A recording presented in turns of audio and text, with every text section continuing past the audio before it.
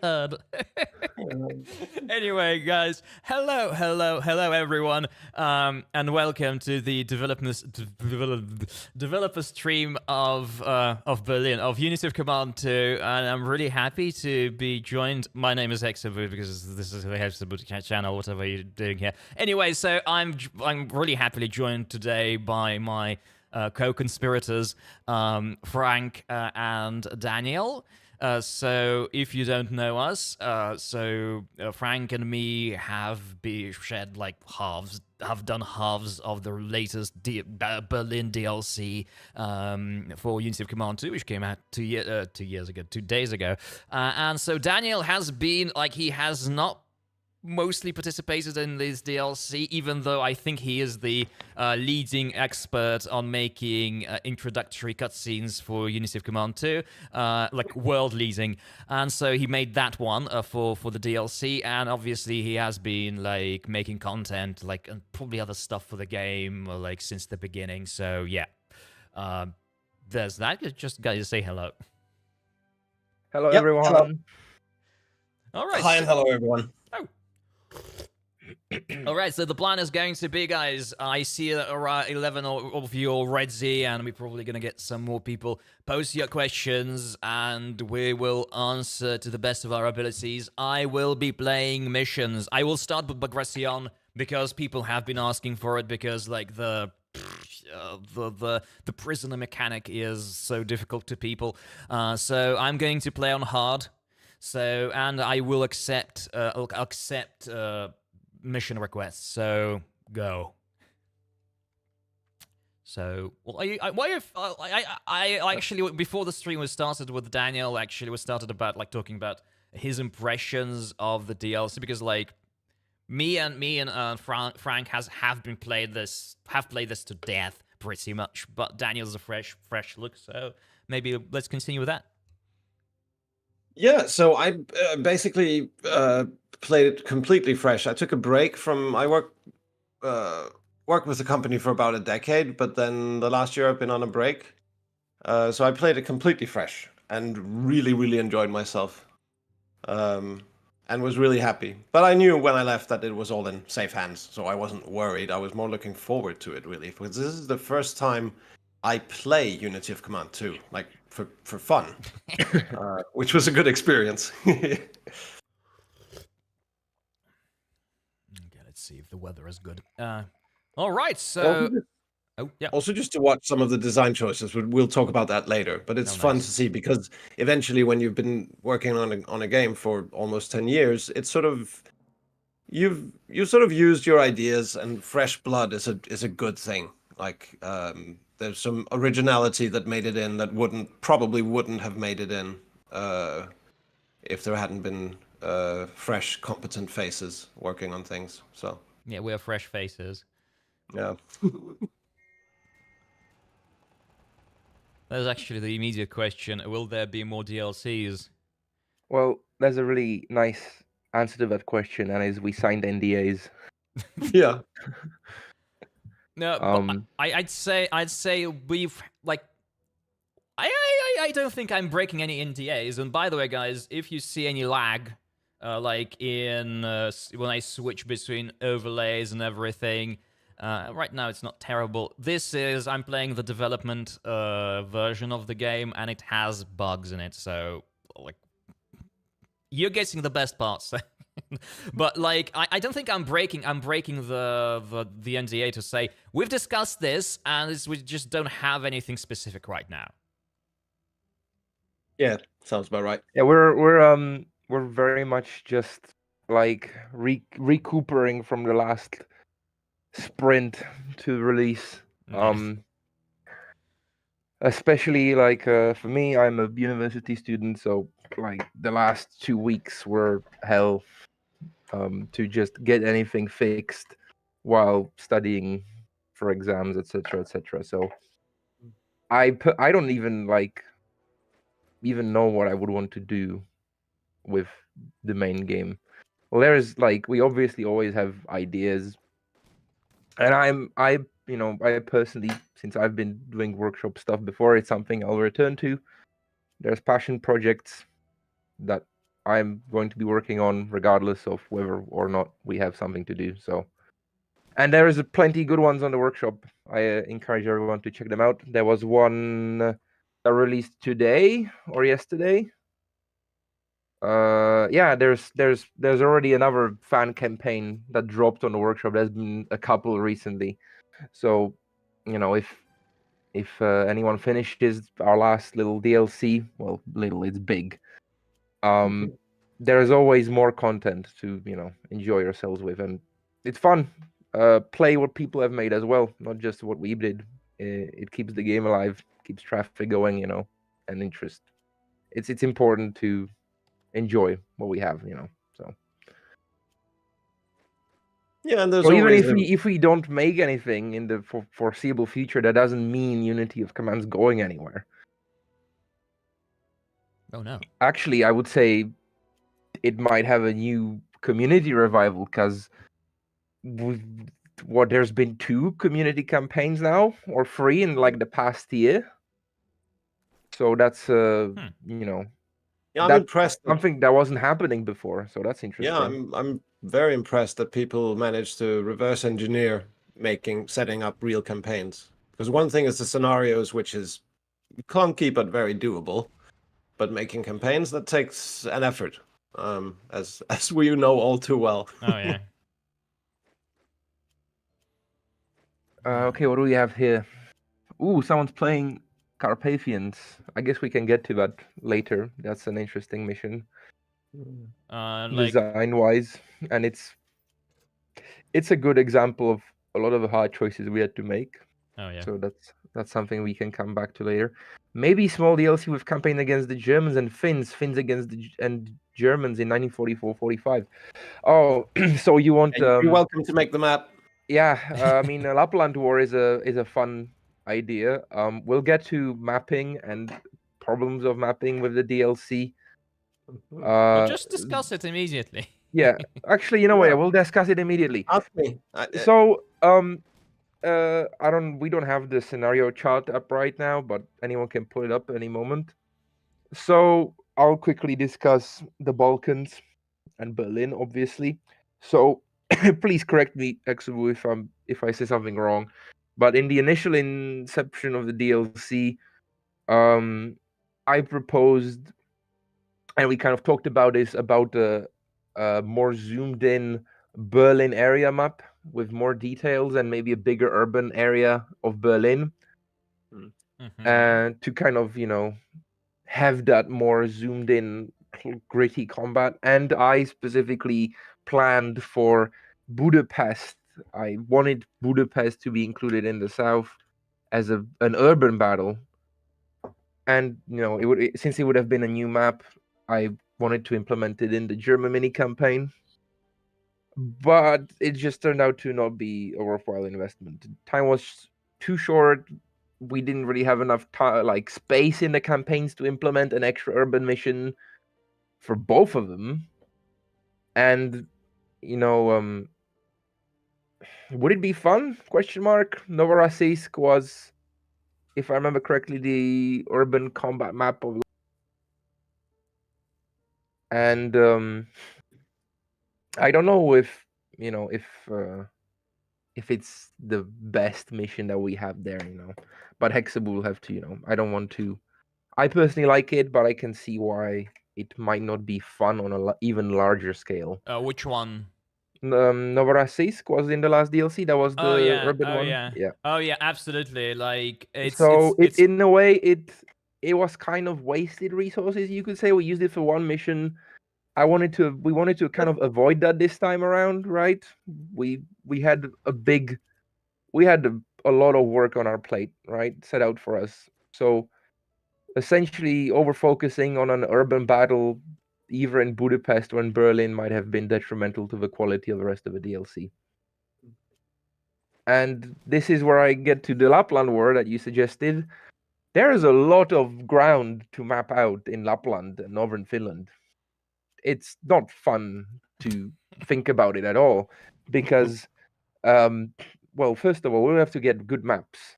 We have to figure out where road networks and towns are in Finland, and which of them were even important to any degree, or some might have been like just a few houses in the woods somewhere. And that fighting in Lapland never reached the intensity of most of the war. It's not like Murmansk and Petsamo, where there was a bunch of divisions just piled up on each other along the coast. This is like the vastness of northern Finland, and with very few exceptions, the fighting was very scattered, and the Germans mostly just committed to a retreat where they just burned villages and infrastructure down and left.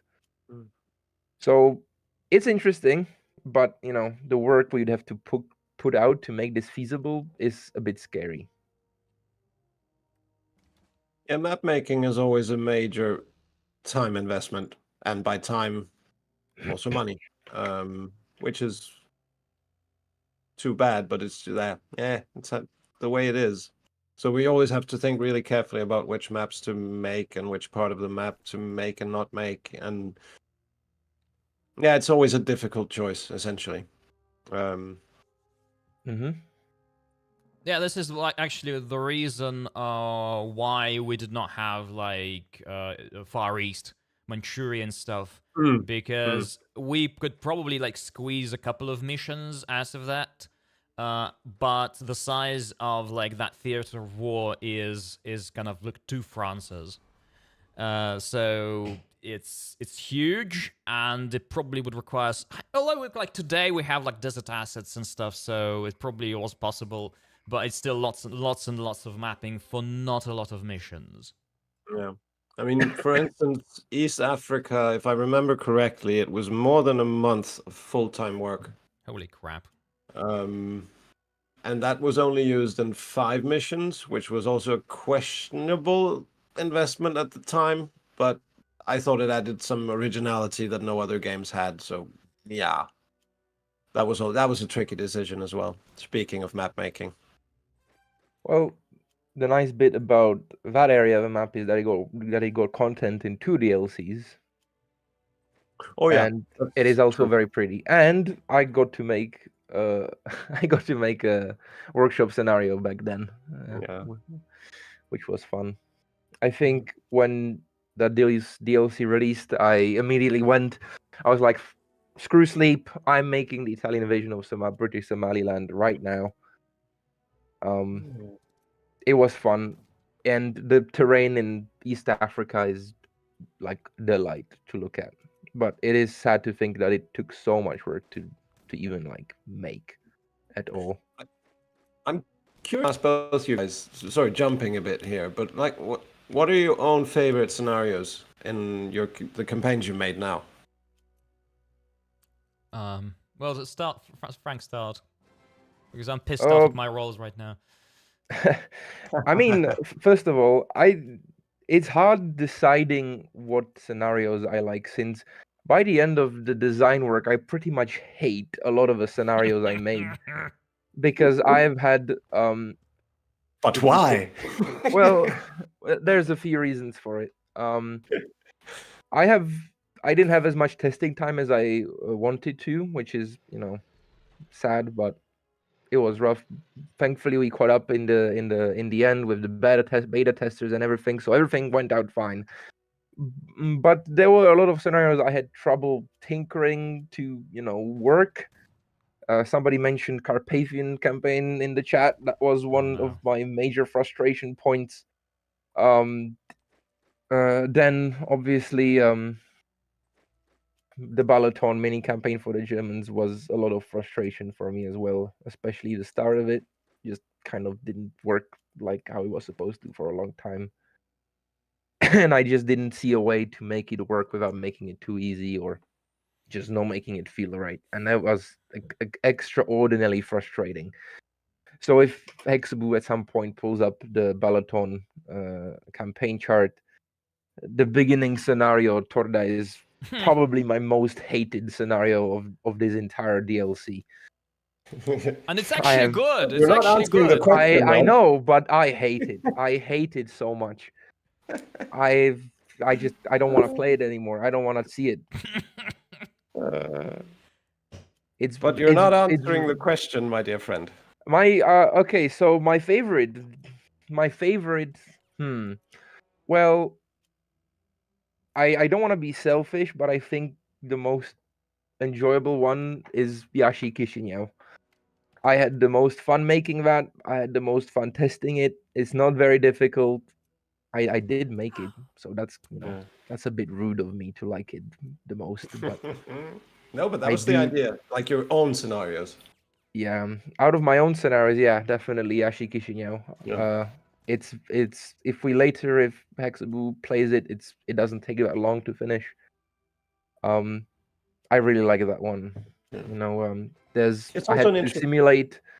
There was a need to simulate the Romanians surrendering and switching, and no longer fighting the Soviets and the Germans kind of just scrambling around and getting pocketed in Moldavia and the Soviets reaching the passes in the Carpathians and stuff.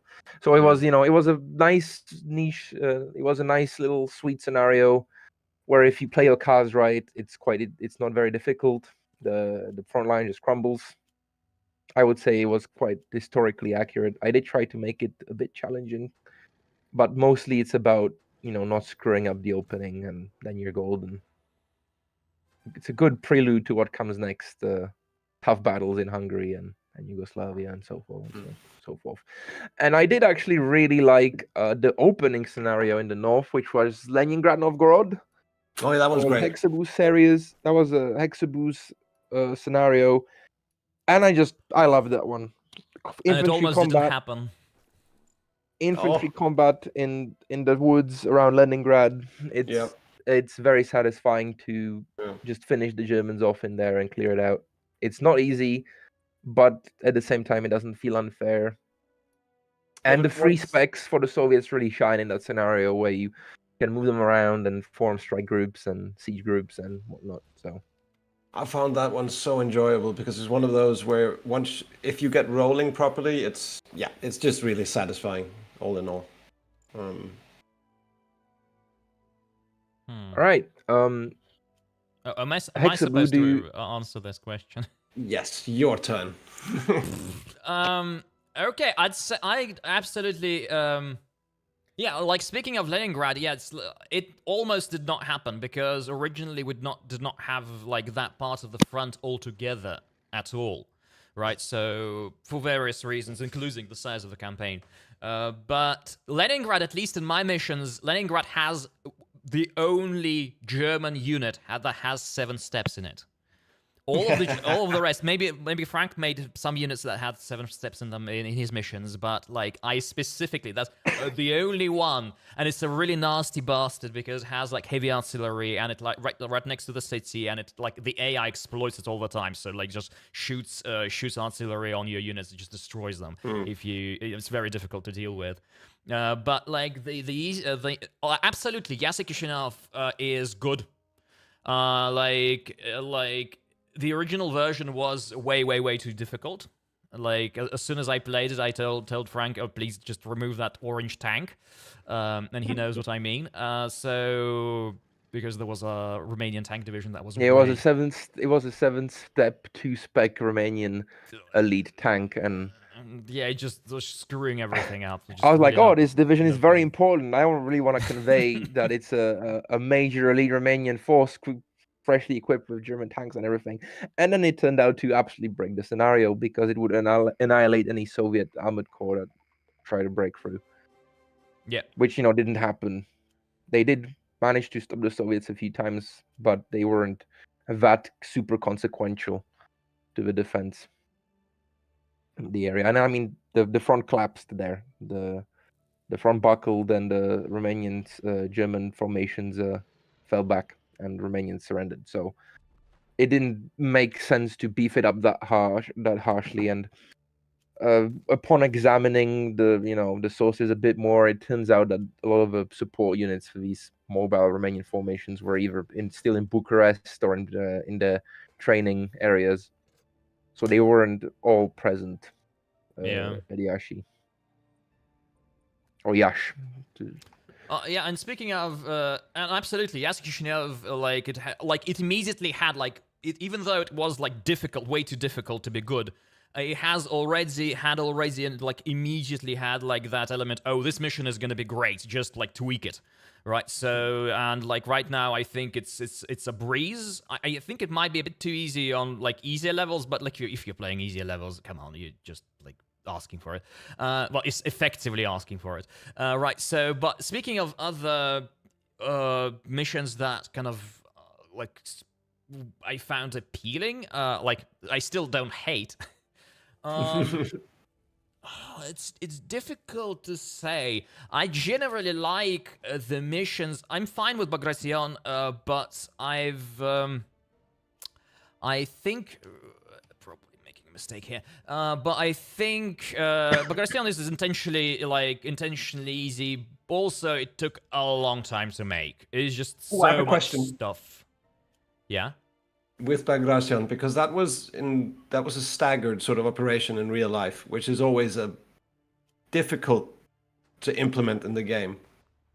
Did you have any trouble with that? No, like it's not that staggered. It's roughly at the same time. It's just like the progress was slower in some areas. It was pretty much the idea, like 3 fronts. Like I'm showing it in the game. So you have like the third Belarusian. You got like in this area, in Vitebsk area, right? So you've got second Belarusian. You've got first Belarusian, right? Parts of it, like specifically, right? So and yeah, so they roughly did it at the same time.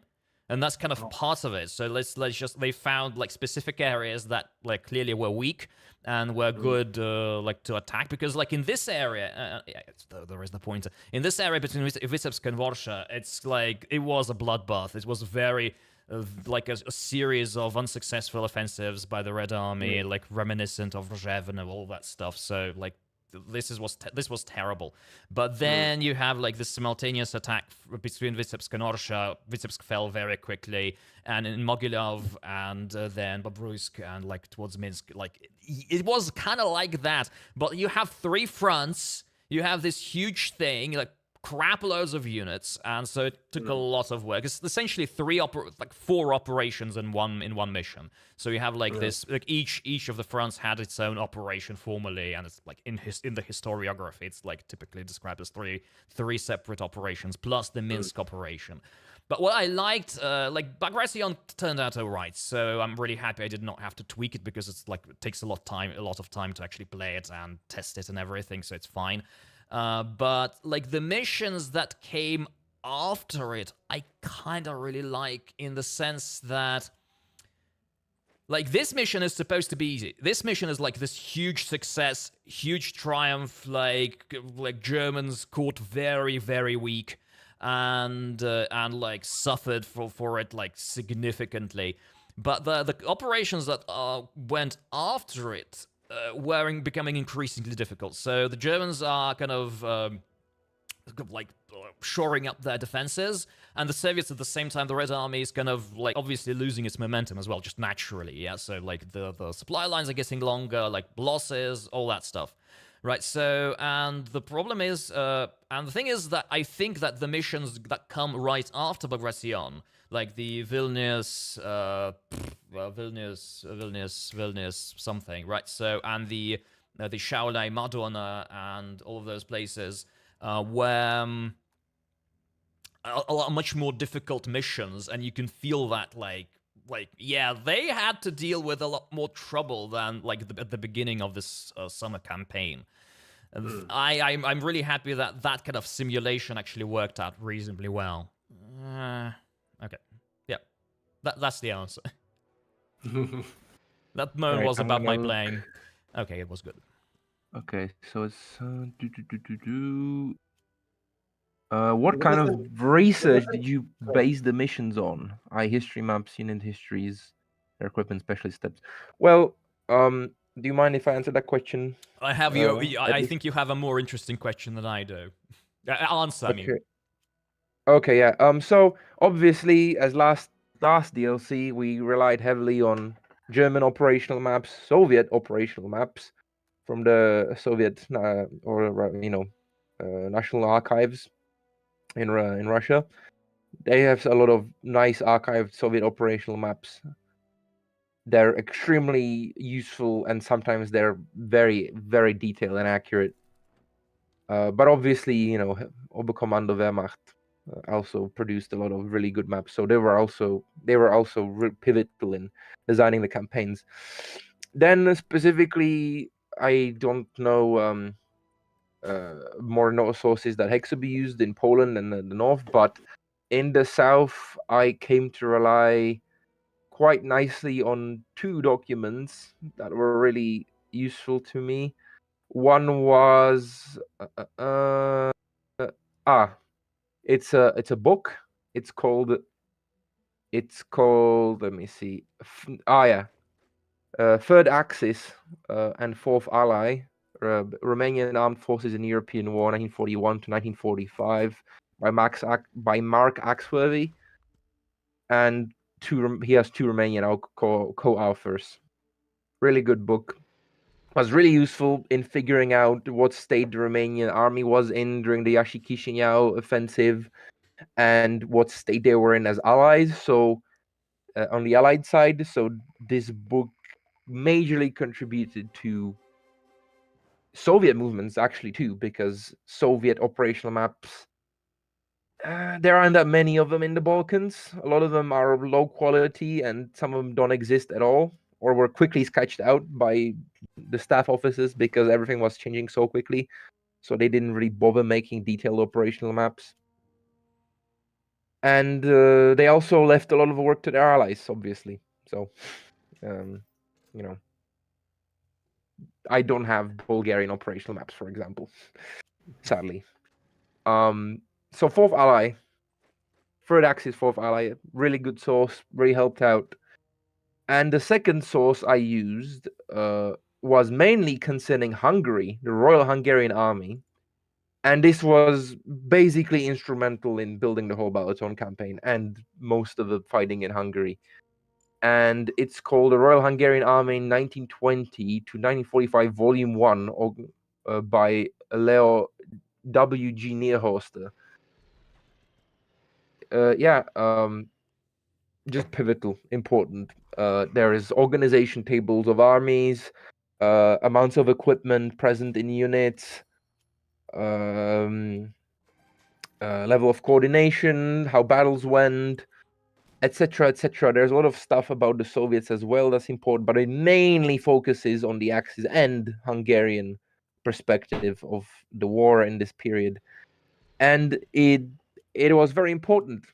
It was a great source. I don't think I would have been able to create the Balaton campaign at all without this this specific document. It's freely accessible on the internet if anyone can find it. I really like it. It's quite detailed and useful. And then obviously, I've relied on some Romanian historical forums where they uploaded the information from Romanian museums and other books, and I also used a Hungarian forum once when I was figuring out some information that wasn't very clear to me in either in Nierhorster or German operational maps. So they were of supplementary nature, basically. I originally planned to even you actually contacted museums. That was an attempt I made. I contacted the military museum in Bucharest, Budapest, and I contacted the military museum in Slovakia. That is mostly concerned with the Slovak national uprising. And I also contacted the National History Military Institute in Prague. Let's just say the results were mixed. I had 0 replies. I managed to gain 0 contact with the Romanian and Hungarian museums. I managed to gain brief contact via email with the curator of the Slovakian museum, but he didn't follow up further when I laid for what I was looking for and what I wanted to work with him on and ask him questions. He just didn't follow up anymore. I tried multiple times throughout the summer, but the email was deaf. And then I obviously contacted the military institute in Prague, but they responded mid-beta testing, and I just didn't have any more time to properly, talk with them. They referred me to a bunch of people that could help with, information and stuff, but the design work and all the groundwork was already finished. Their impact would have been minimal at best, and I had other work. So sadly, these people weren't involved in the end. Turns out the person who replied to me from the Prague Military History Institute was on holiday from like May or June or something, and realized I sent him an email in like September. So communication didn't really happen, sadly. I'd like to work there. Oh yeah, long holidays. Yeah. But it's always that fun was an attempt. It was a nice a nice try, but sadly it didn't work out. I guess it was too much for me to expect them help from these people. They're busy with their own professional fields of work, and they probably would have only been able to refer me to books that I can't even buy anymore because they're very old. Well, you probably had an advantage potentially if they actually gave you some references. You may have found them in local libraries and stuff. I could have tried, but again, this was min-beta testing when I got the reply from there, so there was not much point in trying to finesse anything out of it. Yeah. Oh, here's an interesting question in chat on YouTube. If you can say something about the changes you made to the Soviet units in the DLC. Oh, like I'm interested in your opinions, guys, because I know that I've been kind of the driving force behind like changing the details. I don't probably wouldn't argue with that. I have opinions. You like them, by the way. Okay, like because just what are your thoughts? My initial reaction was yuck, but that quickly changed to yay. I like this. I love this.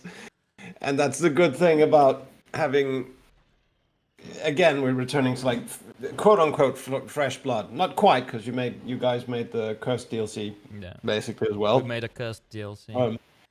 So, but still new fresh ideas. You had much more free reins this time. You were alone essentially in the design phase. As far as I understand, I was gone. And so you could implement completely new ideas that, to my mind, was as the sort of idea behind the sort of original idea. Of course, I was like, no, what's this? This is not what I decided. But as soon as I played it, I didn't need to get very far into the first mission. I was like, yeah, no, this is good. This works. I love this. That's my sort of rough thoughts on the whole thing, if that makes sense. And Frank, that's nice. Was it fun to play around with? Because like I like exactly as soon as you like as I tried like the Balaton scenarios, you went with the new units. You did not have to go with the new units actually. You knew I did go with the new units, and you like just gave 3 specs, elite, 7 like 5 step. I think it's insane. How am I gonna fight against these guys? Well, you kind of the tables go flipped on you as the Axis player a little bit. Yeah, exactly. That's the problem. I mean, like I'm talking about the Balaton scenarios. How am I gonna play against these monsters? That was my. Well, that's up to you to figure out. Thankfully, this gave me a lot of justification to use a lot of strategic assets like aircraft and saturation bombings and supply drops and and big hunky Leibstandarte SS divisions and whatnot. I didn't have to, I guess, tune down the Axis side too much because there was this powerful Soviet force. Also, another thing I really like about the Soviets, I don't remember how exactly we decided upon the look of this, but when we were discussing this with me and Hexu were discussing this in general. How are we gonna implement a 1944 or 1945 Soviet army? The general idea was, okay, we're both aware that there were severe manpower shortages in the Red Army, despite its growing size. The units were not staffed to full strength. They were struggling to maintain full complement of troops, Yeah. and they were sporadically recruiting soldiers in liberated areas immediately as they liberated them. The Czechoslovak First Army Corps in the USSR is a great example. The moment the Soviets reached Western Ukraine, where there was Volhynia, a region with a large population of Czechs living there since like the 16th or 17th century, the Army Corps immediately set out to recruiting and basically like tripled in size. Yep. And and then when it reached Slovakia, it immediately started grabbing people of the streets in Slovakia and pressing them into service as well. And the Soviets obviously did this in like Estonia, Latvia, Lithuania, Belarus. It was basically the only way to maintain combat capability. And in the end, this reflects on the Soviet infantry divisions in the DLC. They're capped out at 5 steps. They can't go further up. The manpower shortages wouldn't allow them to be staffed to their highest potential. So that's how we did that. And then obviously, we looked at Victory in the West and we were like, well, 3 specs were kind of fun. 2 specs are okay, but like that's the German Axis thing. We can't really do that for the Soviets. Well, we could, but it would be kind of boring.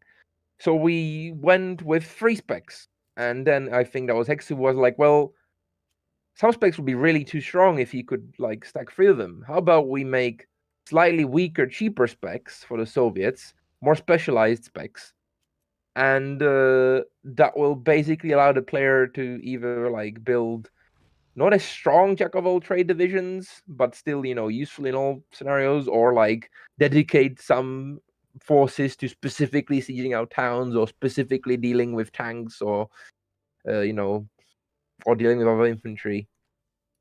It seemed like a fun design idea.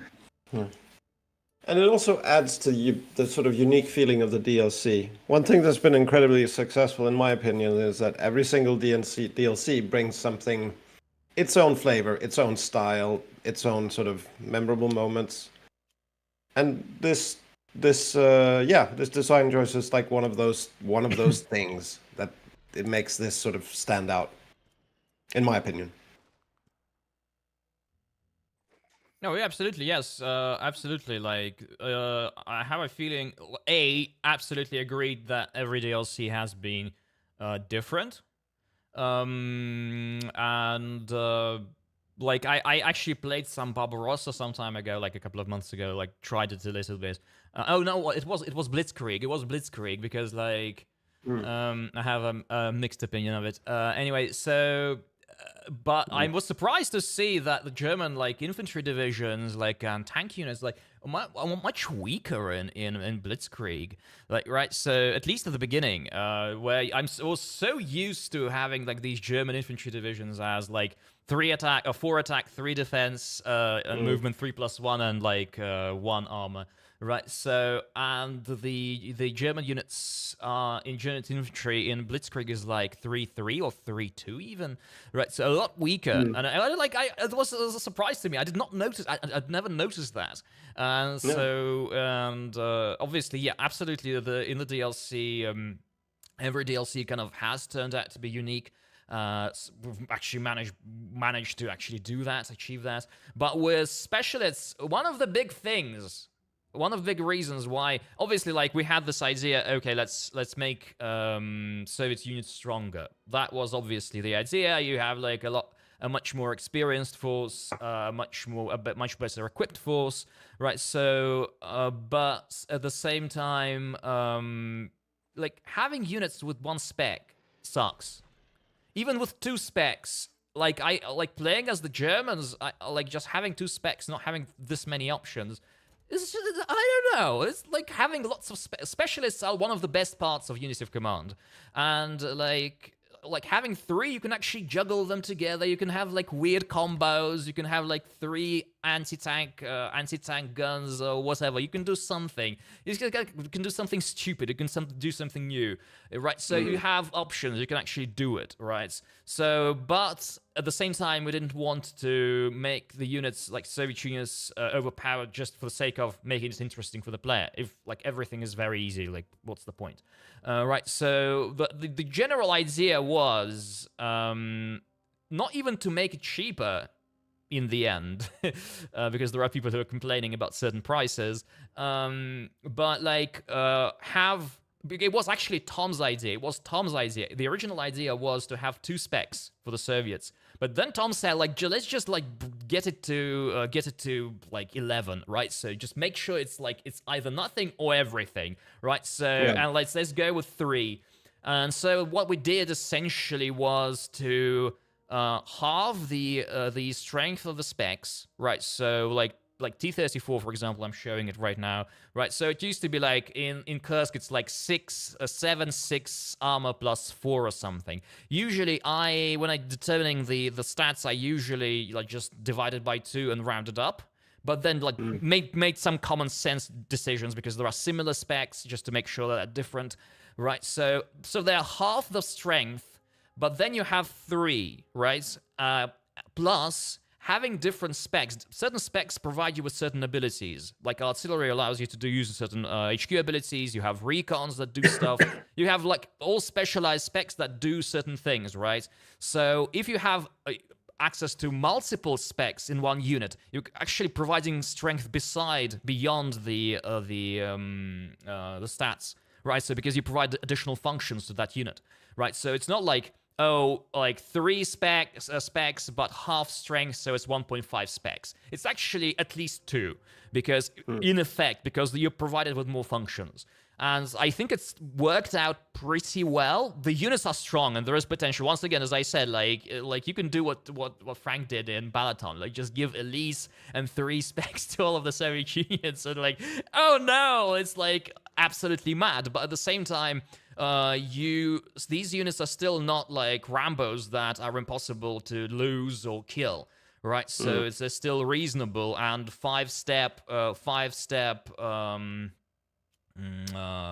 maximum size plus unchanged defense stat. It's still 3, right? So they are still vulnerable. You can actually provide specs. You need to play around with those specs, right? So think about them, what you do. So for example, you have 3 slots. You can pretty much always add a Torda AT gun, just in case that infantry sits out in the field and is vulnerable to tanks, right? So you can actually always have it. All right, so stuff like that, which you can do. For example, you usually do in the original campaign, right, with the Americans and stuff, right? Where you have like those Wolverines, and you do it all the time. You can have a Wolverine like in every infantry unit very easily. They're cheap, and be happy that they're not very easily killable by tanks, right? So, or not as killable. And oh, by the way, I've done 120 prisoners, by the way. And there are some, I think, some left still. And so, yeah, like, specs good. Oh, yes.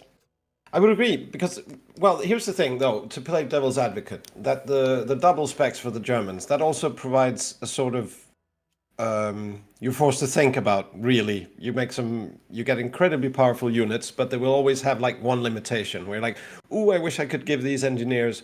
But then they'll lose their artillery or lose their armor or something. That provides an interesting choice. This setup provides a different interesting choice, which is, yeah, in my mind, just essentially different. Because this is more playful. This is a lot more playful. So in my opinion, it's like two fun ways to design or play. But with single specs, yeah, it can get boring. Essentially, just to use a blunt word. Yep. So I'm actually not looking at the chat right now. So if you see let's see. questions, Okay, let's see what we have here. I would love to see in the future campaigns from the beginning to the very end of World War II, maybe even for the Operation Unthinkable invasion of the USA. I think we had this discussion when we were kind of starting the DLC off. I was like, we have to have Operation Unthinkable, but from the Soviet side. And I think Hexaboo didn't agree with me. And then Tom was like, whatever, just do whatever you like, guys. Just, you have a scenario, you just have, if it's within budget. And then we realized, oh, well, we need to fit in like Berlin and like Prague and whoops. I don't think we have enough space for our alternate history scenarios with Operation Unthinkable. And Hexaboo said this as well somewhere else. We had like some options for alternate history in like East Prussia and Poland, but like that would be like extra 12 scenarios. Yep. Where the hell are we gonna fit those? And if we considered those, they would probably have priority over Operation Unthinkable because they're less far-fetched than Operation Unthinkable, etc., etc. Or they're more content. So that was considered, but Yeah, decisions. like many things with this DLC, there are a lot of ideas that just didn't have the space, time, and resources to be explored. But thankfully, we did explore and cover the most important, most fun ideas. I think, at least. I think also we had a scenario request here somewhere. Yes, Someone asked for the Carpathians at some point. That's funny because I can talk about a lot of stuff that went into that scenario and how complicated this was. How about, so like you've mentioned, see Carpathian scenario. How about I try Torda, and then we'll go to Carpathian. Yeah, sure. Play Torda. We can show. Someone pull up the chart for the little campaign for the Germans. Let me just do it. So, by the way, guys, as you can see, Bagration is brilliant doable on hard, right? So, and there's a lot of, and by the way, this is a standalone scenario, so which means that I did not change anything, and the tank army HQ is weak, right? So I actually was playing it on slightly harder than hard, so it's very doable. By the way. All right, so that's Carpathian campaign. What do we have here? Near hoster works on Hungary is indeed very in depth. Yep, it is. Do you plan make new game? Do you plans make new game? I don't know. My suggestion is to look up Tomislav Uzelac interview, because he said things that might give you ideas. Yeah, actually, that's a I good think point. on Discord they've shared that interview. He was at Gamescom, I think, interviewed. Yeah, our boss was interviewed there anyway, so you can listen to him talk about stuff. It's very insightful, and he's a great lad. Romanian book you mentioned was used in Steel Division 2 DLC development. That's interesting. Can you say something about the changes to Soviet Union? Yeah, that was already. We took that one. We curious why Soviet mech tank units didn't get free spec slots. Ha! Well, they used to have free specs, my friend. They used to be free spec mechanized corps and tank corps and cavalry corps. Yeah. And I especially leaned heavy into that in Balaton. But right when we started testing, two things. Okay, so there's the Balaton campaign screen is chart is on the screen right now, so everyone can see. We're gonna kick off with Torda to show it off. My hated creation, my most hated baby. When it's actually quite good. Oh well. So, and then we reached testing, and it turned out, damn, free spec Soviet armored units really like snowball in the Soviet campaign. They get really strong. And the thing is with free specs, for example, what you can do, let's say you have an elite unit that's like at like 300 and you want to keep it there, and there's a nice way to kind of protect it, because sometimes prestige is worth less than the experience of a very strong unit, and you stuff in like 2 recon specs in front of it to make sure that it doesn't lose any experience, and it can, yeah, maintains its combat strength. And usually recon specs aren't that expensive, so it's it's fine. Um, uh, they just snowballed so hard. They got really strong. It was really hard to control. Basically, some of beta testers just went off the rails with them, and they just plowed through the campaign. And then in Balaton, there were situations where 3-spec mechanized cores would just roll over you. There was absolutely nothing you could do. They would just annihilate you, basically. There's a mission, I think, Battle of Hungary, in its early iteration, before I over-tuned it down, and then I pulled it back up a bit. Basically, in its first iteration, there were 2 or 3 mechanized cores that had 3 specs each, and they just rolled out onto the map at like turn 3, rolled towards Budapest, and they would wipe off all Panzer divisions and all Hungarian divisions in their way and just capture the city, and there was nothing you could do. Yeah. And it was just too much. Yep. They were just too strong. And by the even way, though like 3 specs are very fun, they're very cool, we love them, they're just meant for the infantry. The armor will have to do with 2 specs. I think it's a reasonable limitation. It works great in the campaign. It's more freedom than ever before for the Soviet armored formations. And, they are on their they're still at their best, basically. Yeah. Which they are supposed to be. They are the crown jewels of the Soviet army in the game right now, and the fact that they only have 2 specs doesn't change that. And by the way, cavalry, like Frank did not mention cavalry. Cavalry is I like think the I most did very OP briefly, unit ever. Because I with love cavalry right now, right now you have cavalry that is 6-3 like attack defense, so it has a pretty incredible attack. Like its speed is what, like 5+2? Yeah. It actually works with motor pool. If you give it motor pool, it speeds up even more because it's infantry. It also functions as different infantry everywhere else. So river crossings, infantry, city attacks, infantry. So if you give it 3 specs, you can give it like heavy tanks, you can give it engineers, you can give it like, I don't know, like heavy ISUs, right? So you can give it lots of artillery, lots of armor. You can give it like engineers, and like they're just unstoppable. They're insane. That bit. Actually, I did not like the problems with mechanized and tank forces were pretty obvious even as we made the scenarios. But then I once saw someone actually make like an absolute monster of cavalry corps in testing, beta testing, and like no, that's not gonna. I'm not gonna let you. And by the way, we're starting with Torda. I've started a new campaign, so let's just give some stuff to the HQs. All right. Very poor HQs. Very nice. Let me just see. Yeah, okay. Should I talk about Balaton campaign since we're at it? Oh, let's see, we well, have since any we're questions playing, here first. Since we'll have questions here. Okay, that's the guys. I gotta go quick trip to the bathroom. I'll be right back. All right. Okay, we'll save the juicy stuff for Daniel, and I'll just cover the questions real quick. Love the DLC, for it would have been nice to see the Germans utilizing more special steps, as I noticed large portion of the German panzers only have steps. I think you meant specs. Yeah, specials. Yeah, okay. Don't worry, just play a bit more. The Germans use a bunch of stuff. I love using specs on Axis units. If you play the Balkan portion of the Soviet campaign, I smudge specs on every single German unit I can. That's not reserve infantry, so there's plenty of them. And then if you play the Balaton campaign, obviously there's plenty of specs. Hungarians have a full new range of specs as well. Bulgarians have some specs. Yugoslavian partisan armies have specs. Polish Soviets have specs.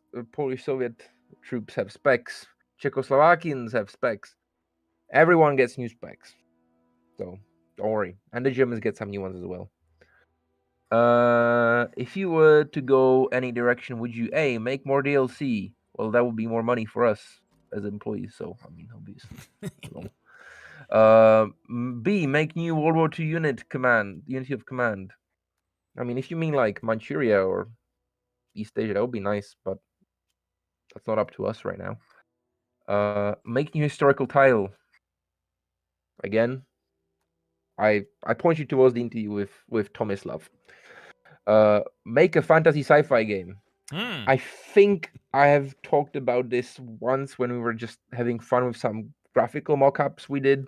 Goran did, and there was like a nice castle with some paths and stuff, and I was like, oh, that would be nice to make a fantasy RTS game, or a fantasy turn-based hex game based on the UAC a little bit. That would be kind of fun. And we kind of heard a laugh about it, and then we never talked about it again. So I don't know. Why don't the Soviets get access to transport cards? What? They They do. They do. You can have more pool with Soviet HQs, and you can buy the transport cards. There just aren't that many optional objectives that grant them. You have to buy them, but otherwise you have access to them. Indeed, using Soviet cavalry right now, and I find it very strong and way more flexible compared to pure tank. Love they can do set piece attack. It's Yeah, partially like, just know, like, if you're not very familiar with the Red Army, just know that, like, especially in the second half of the war, but in general in the Red Army, cavalry is not like these, like, I don't know, weird Cossack guys that just from I don't know, from Middle Ages. These guys are like elite, pretty much the elite of the Red Army. Like, most of the top Soviet generals and marshals, like all of the best guys, including Zhukov and Rokossovsky and all of those guys, all cavalry. Like, obviously not all cavalry, but like most of them, like all of these tank guys and everything, cavalry, right? So cavalry is the elite of the Red Army, and like there were periods during the Great Patriotic or World War II, so where cavalry, like certain cavalry formations were crappy, were not properly equipped, did not have enough artillery. But especially as these guards, cavalry corps arose, because there are no cavalry corps, normal ones, just only guards cavalry corps at this point, like in the second half of the war. They're effectively kind of motorized infantry light plus elite, right? So that's kind of the thing with cavalry. So they need to be kind of good. And they were like used to great results. Yeah, Yep. that's my bit. That's your bit. That's true. He knows about the Soviets a lot. I need to. Back. That was a bit of a filler as I was trying to read the next question. Why Hungarian armor and their armor steps so powerful? Or is it just my imagination? I think this is a good time to talk about the design of Hungarians in the DLC. So, Soviet redesign is mostly Hexaboo's brainchild with some of my input. And Hungarian redesign for this DLC is my brainchild with basically nobody's input. Well, obviously everyone had ideas that I, took to heart. I was going to go way overboard, but I had to be, kept down to not include too many unit types, etc., etc., etc. So there is a specific historical trend with Axis allies not really performing up to their weight, especially in the 1941 and 2. The Soviets absolutely smashing Hungarian Second Army, Romanian Third and Fourth, and Italian Eighth Army into smithereens, and essentially forcing all these allies to out of participation on Eastern Front for almost over a year. It's a major theme in the early and mid-war. In late war, things change a bit. German promised deliveries of equipment finally start kind of trickling in to German allies from the Reich. So Romanians finally get their packs, they get their Panzer IVs, they get some armored vehicles. Italians are knocked out of the war, so they're out of the picture. But Hungary sets out to rebuilding its army after it was destroyed, and it forms a relatively strong, smaller force in terms of the first Hungarian army that then fights in Galicia and barricades the northeastern Carpathian passes, where they hold up this Red Army for like over 6 months, essentially. Obviously, they're intertwined with German units, but the Soviets get bogged down in the Carpathians when they first reach them, and they just can't barge their way through. So Hungarian units do their job there, and as they reach home soil, they really up in morale and dedication and force generation. Everything just is turned up a notch. They have access to their entire logistical base, and no longer have to transport all their supplies on foot across half of Russia, since Romanians and Germans don't want to share trains with them.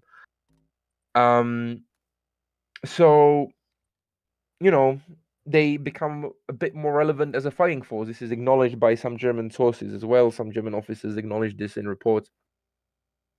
And, well, they do also have to carry a lot of the fighting themselves early on, as the German Sixth Army is almost wiped out in Romania. The Hungarians have to kind of pick up the mantle and be like, all right, well, we have to defend the Hungarian border by ourselves.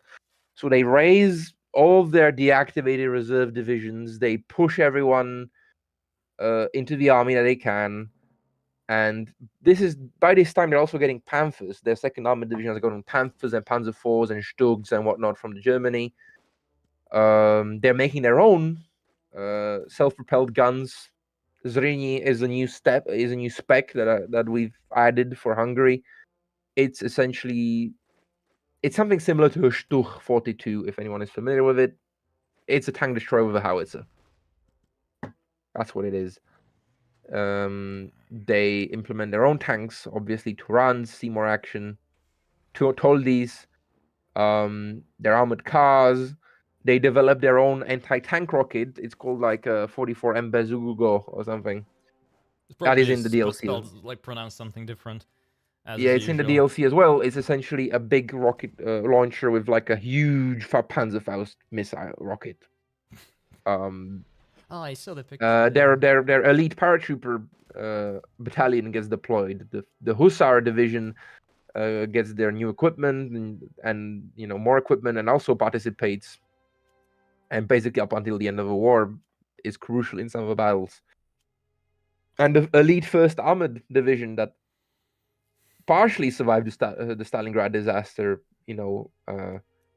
returns to fighting. So with all these with all this new equipment and the situation changed, the supply being shorter, and morale being transformed, we're no longer fighting somewhere far away on a steppe in Russia, which we don't care about. We're fighting for Hungary, for where we live and stuff. The situation changes dramatically in terms of combat capability of the Hungarians. Obviously, as the war goes on, and Budapest is taken, and so on and so forth, the Hungarian fourth generation abilities quickly drop. Most of their units remain ghost units, and they are on the map because Germans don't care enough to remove them from their operational maps. They don't bother enough to contact their ally and ask, hey, are your units still operational? They just assume they are operational because they don't care. It feels better. It feels better. So that's something behind the Hungarian redesign. And obviously, since we were doing this German mini campaign, I wanted the Hungarians to feel different. I was like, okay, we're gonna have Germans, and then about half the units for a big chunk of the campaign will be Hungarians. How do we not make this annoying? How do we make them useful? And I was like, okay, well, we stratify them. There's Hungarian frontline infantry divisions that are 3-3. They're worse than German divisions, but and worse than Soviet divisions, but they're still good. They're still useful. They're better than most Romanian divisions, for example, which suffer from horrific, what's it called? Equipment shortages post switching sides to the Allies.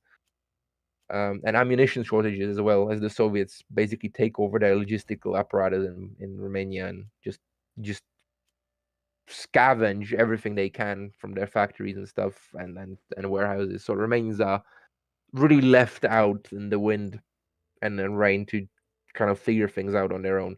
So I assumed Hungarians should be a little better than them, slightly.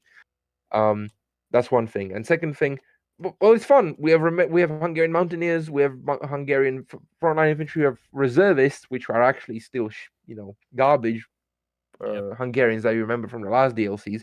But we also have Hungarian Hussars, the motorized division, and we have the new Turan model, which is pretty. Yay! We have a new tank model. It's fun. It's worse than German armor.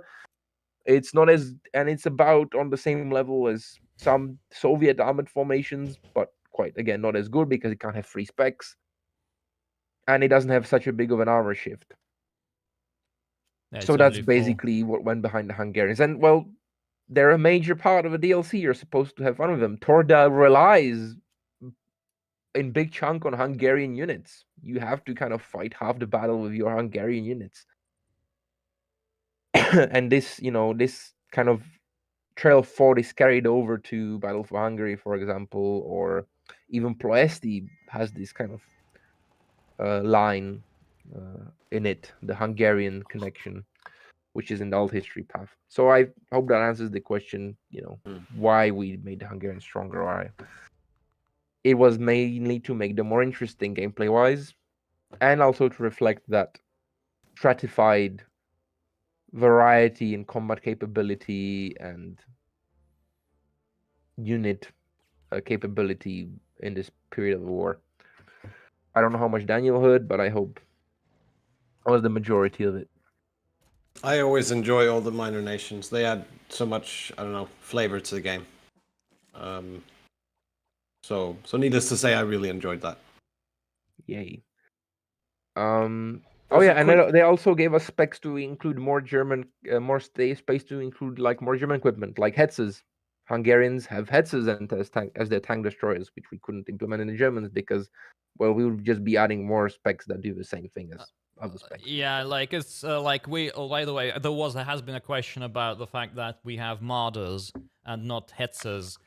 It's a stupid technical problem essentially because our period, the period we're interested in, is essentially like from the start of 1944, where there was still no Hetzers effectively, and to the end of the war. And so at first we need to have like these Marders, and then we switch to Hetzers, right? So and like doing it separately is a bit of a bastard, like really annoying. And switching it, because we can actually switch things like globally during the campaign, like the way uniforms change, for example, from summer uniforms to winter uniforms. But like this stuff we cannot easily change. So and we've decided just not worth it. So you can imagine it's still Hetzers, like or Marders, which were still used, and like yeah, but that's how it is. Yeah. Someone was asking if Unity Command 2 will become available on the App Store. We have for no Mac. idea. And basically, I don't know, but I'm fairly confident in answering no. This will remain Steam only. Like with 99% certainty. So. Second Armored also had up to 13 Tigers during their time in the Carpathians, given by Germans in recognition of a tanker skill.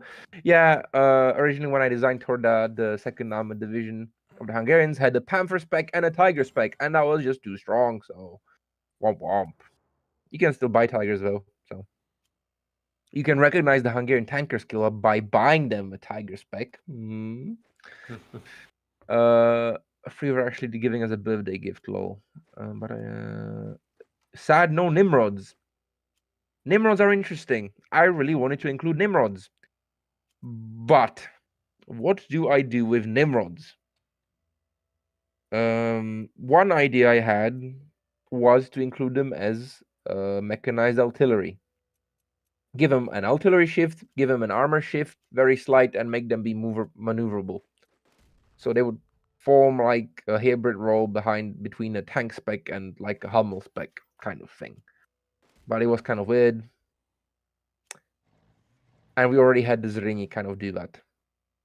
Because Zrinyi is it's a Stuch. It's a Stuch basically. It has an artillery shift and it has an anti-armor shift. So like we don't have AA ability. We don't have AA specs that would, fight against aircraft. If we did, Nimrod would be basically if we did have something that affects aircraft attack and so on, Nimrods would definitely be a thing. We don't. They didn't really. I just couldn't find a role for them, basically. So you have to imagine that the better divisions have Nimrods in them. Sorry. Create a lot of problems for me near the Cluj at the Carpathians. And I also have a question about Romanians. They use Panzer IVs when they fight on the Soviet side. Yes, the 2nd Armored Regiment of the Romanian Royal Army did have Panzer IVs and Stugs, and I think they had some Panzer IIIs as well. They didn't actually receive any Russian equipment, so they had to make do with what they had left.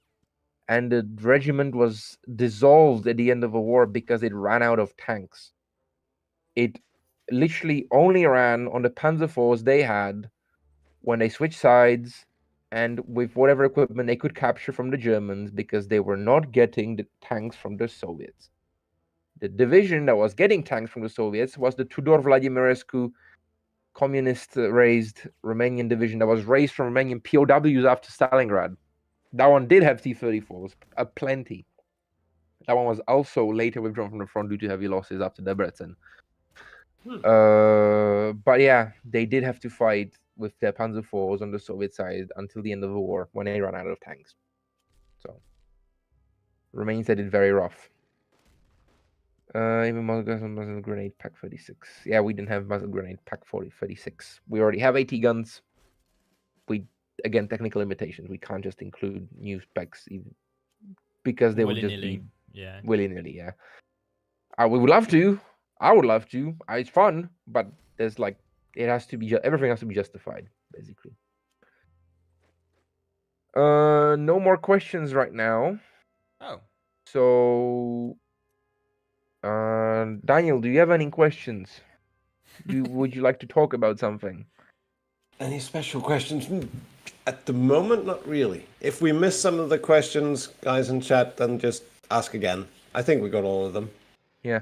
Ment Nimrods used to be so they could have been as weird as P80. As I said, the Zreni already fulfills that role. It has an anti-tank shift, and it has an artillery shift.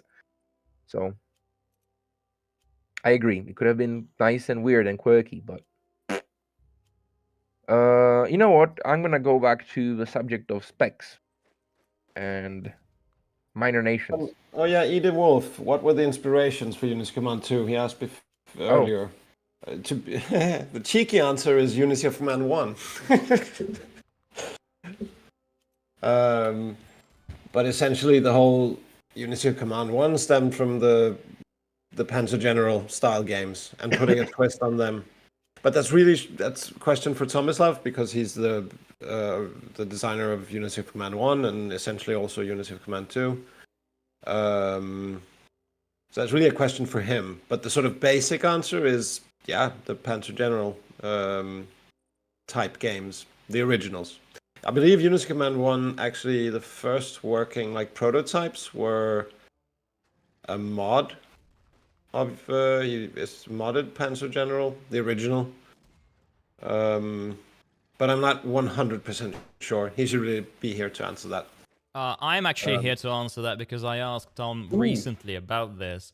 And Pray do tell. It's not. So essentially, mechanically, there is no connection with the Unity of Command and Panzer General. So the story with Panzer General 1 is that he used the original early assets were from Panzer General 1, but the game was new.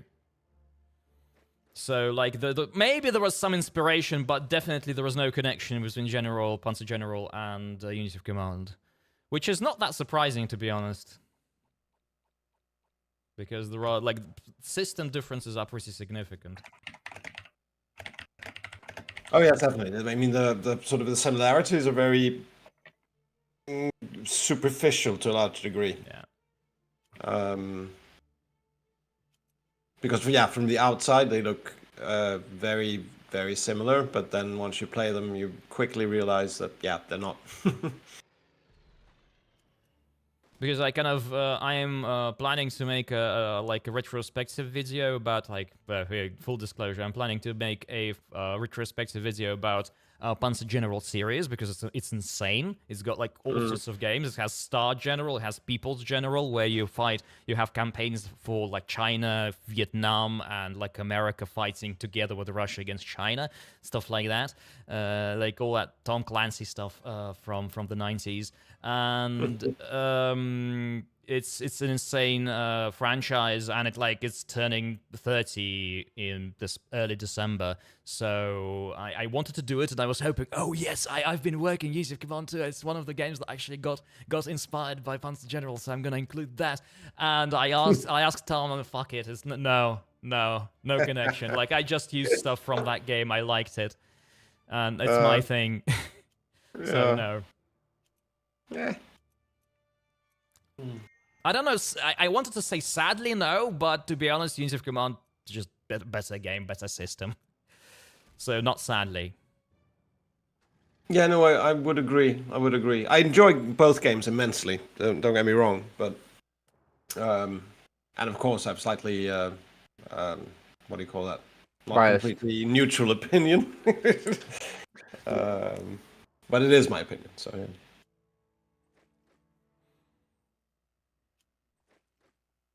Okay. Let's see. Any new questions? How do you treat difficulty when you're kind of bound by history? For example, in amount of tank divisions. Well, first of all, we can tweak the time you need to complete objectives. Yep. That's one thing. 2, we can tweak the strength of the divisions. The fact that it's on the map doesn't mean that we can't nerf it or make it stronger. HQs, we can neuter HQs or make them stronger. We can tweak the supply strength to randomly screw with your units and make them resupply. What else? We can make replacements more expensive, which is actually what happens a lot in Balton and to an extent to VIT-E as well. Yep. That's the short answer. The long answer is I could, go through the whole beta test, how we change stuff and so on and so forth, but we could literally sit here for like 5 hours talking about this. Oh, look at that! You bastards!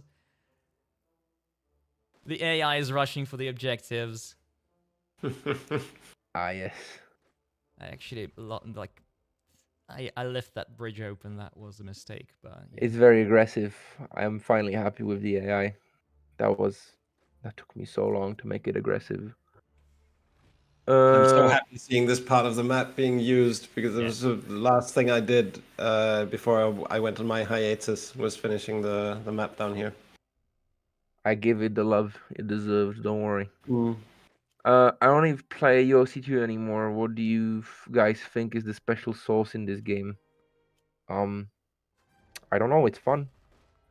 I don't know if that's a good... I don't know if that answers your question. Supply and simplicity. I suppose, yeah, it's not overly complicated, but it's not dumb and complicated. No. It's fun. Also, that's it. I don't think there's anything more to it. It's fun. I had fun playing it before I started working on it. I still have fun playing it, working on it now. I just don't want to play Torda again. That's why Hexaboo's playing. Come on, it's a good mission. I know why Frank hates it, because it was the first mission made by Frank in this DLC that I actually played, and I tried it and I told Frank it needs improvements. It's too hard. And that became kind of a mantra, pretty much. Every time I tried to play it, it was too hard. I can understand why it can get annoying, but now there was clearly potential to this mission, because you can see it when a mission you can see that it's good. It's good. It just has the source. Right, because the right source, right? Because it's not boring. It's there are interesting things you can do. There is kind of this back and forth with the AI. As you can see, I left the bridge open and they just rush stuff and they're gonna regret it. But yeah, that happened. So this is great, and the problem is they can see, oh, it's too hard, and that's it. Oh, it's too easy, like it was. Oh no, actually, the Yasekashina, it was too hard too. There was some bullshit. But essentially, you can see that, and this map, this scenario actually had the makings of a really good one, since the start. Yeah. Nice. Also, I'd like to add the special source thing, just to quickly return to that. Is that it's also the abstractions that all the way through from the beginning to the end now, or maybe end. It's always been about abstractions, like even the unit values, the attack, defense, armor value, movement. That's it. Where many other games they add more detail, which is essentially the the depth. It adds the depth of a puddle to a game. So I heard someone say. Son of a bitch. So, and that's been one of the strengths I think along the way, is never adding any unnecessary fluff. A bit of fluff is fine, but not really being very disciplined about not adding too much fluff. I mean, Paradox games are a prime example. I love Paradox games, but they have so many absolutely meaningless values floating around. Yeah. Even games like Victor in the East and Victor in the West as well. It's like, wasn't it the MG42 was bugged for a year? And nobody noticed because there's so many values in play that it was impossible to notice, essentially. And I got screwed. I got royally screwed in this mission. Look at this. This guy has a recon unit. So he crossed the river and took all of these hexes, including the objective. And I did not predict that. Damn it. And now, obviously, this would be a rage quit restart moment because I completely screwed it up. So we're gonna play a different mission, right? We're gonna go to Carpathian campaign, or if you wanna play Battle for Hungary, which is actually one of my favorites for some reason from the stuff I made. Battle for Hungary. Oh, it's the next one. Yeah, I like it. I've I don't know overwritten the save for this disaster. So fine, you can just play the standalone. But let's try a Carpathian campaign because I have not properly played it because I did some initial testing. Told Frank that it was too hard, and yes, and then and that was roughly it. So I'm assuming like with the testing, it's fine. It's got much better.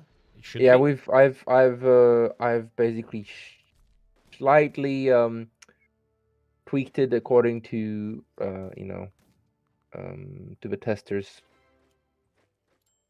feedback. Yeah. I've mostly increased some time requirements for some objectives, and I have obviously, tweaked strengths of Axis forces around Debrecen and so on and so forth. But it is an interesting mission because it's a golden example of a lot of the hard decisions that had to be made during the building of a DLC. So I'll have a lot of stuff to say there. Plus, there's a lot of other nations in there that we can talk about. Let's do it. I made a huge mistake here. So, but like as you can see, by the way, like for anyone who actually watches now for this playthrough, and anyone who watches this in the future, because I'm gonna keep this stream on, the VOD on. So essentially, what I've done here is how you play Torda well. Right, so at least I found it to be like to work. I just make a couple of mistakes here, just left stuff open because obviously when you stream, your IQ drops like 30 points.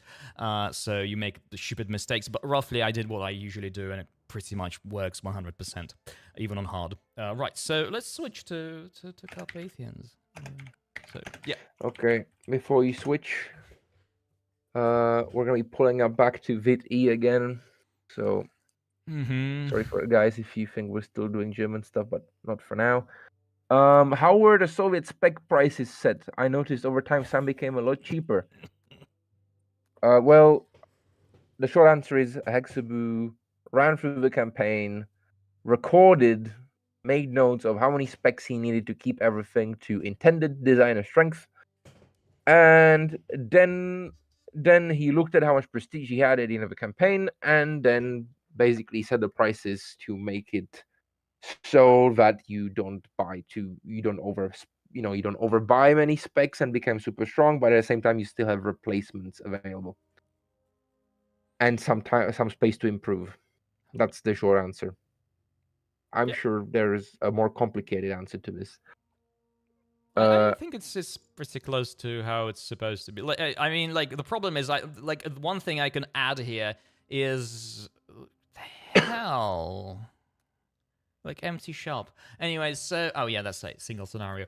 But like one thing I can add is essentially why this was done. Like so if you guys see like something costs 100 or 150, it means that it's not something you need to replace and like be able to fulfill the mission. It's kind of this bonus thing that you will add and you'll get stronger.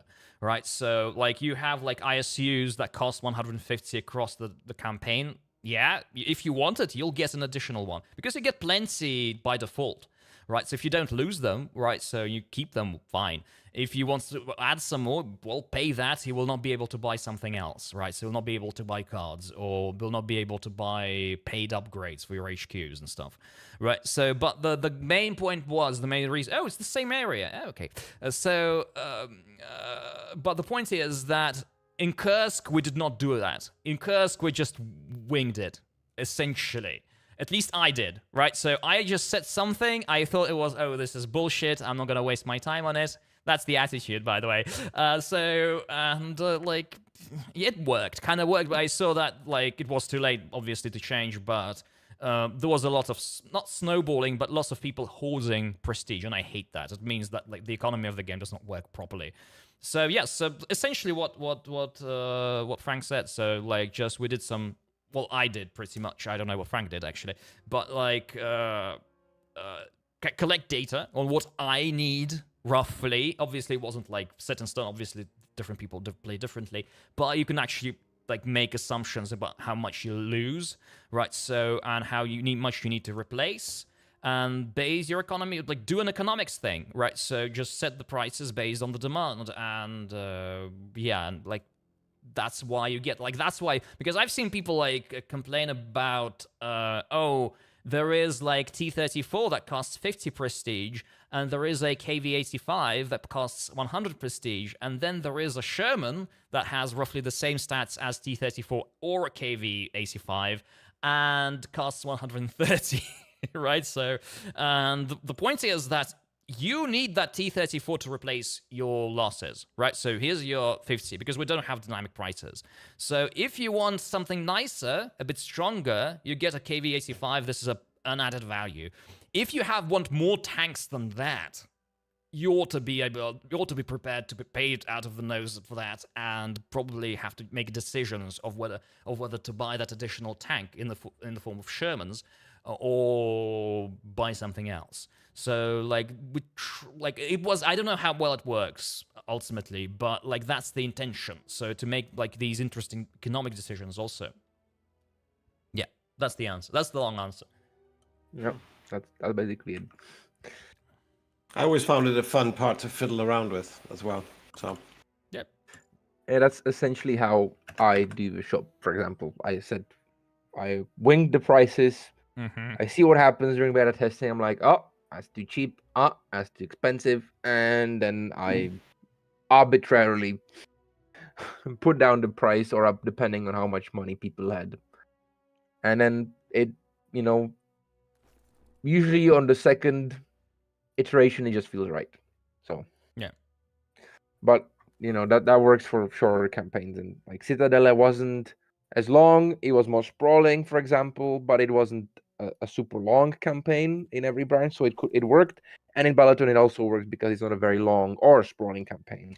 Yeah, I couldn't do something like this, for example, with if I was the one setting up the whole shop in VE, I couldn't do that. I would have to do it the same way Hexaboo did, because it's just too much. That's basically the answer to how we handle this kind of stuff in the shop. So I'm gonna talk about this scenario since I'm trying to figure it out. It's been a while since I saw it, and I've never finished it. It's been a while. Well, it doesn't work as well in single player as it does. In standalone, it does in the campaign, because the campaign expects you to buy specs for the Romanians, which are quite cheap. Yeah. At the moment, and Well, we can maybe like show off one feature that we use. Or maybe I'm not gonna show it. Oh, it's late in the mission. I could actually F8 through it, but it's gonna take a while. Yeah, it's not gonna be fun. For those most probably listeners don't know, but this is the development build, and we have a function that allows us to kind of skip scenarios or certain objectives if we need it. And like that's one of the ways actually to do it. So I'm gonna talk about the design of this mission because it's one of the biggest compromises that I had to make during, and it was it was pain. So we had budget for a certain amount of scenarios. We need to cover everything important, that is.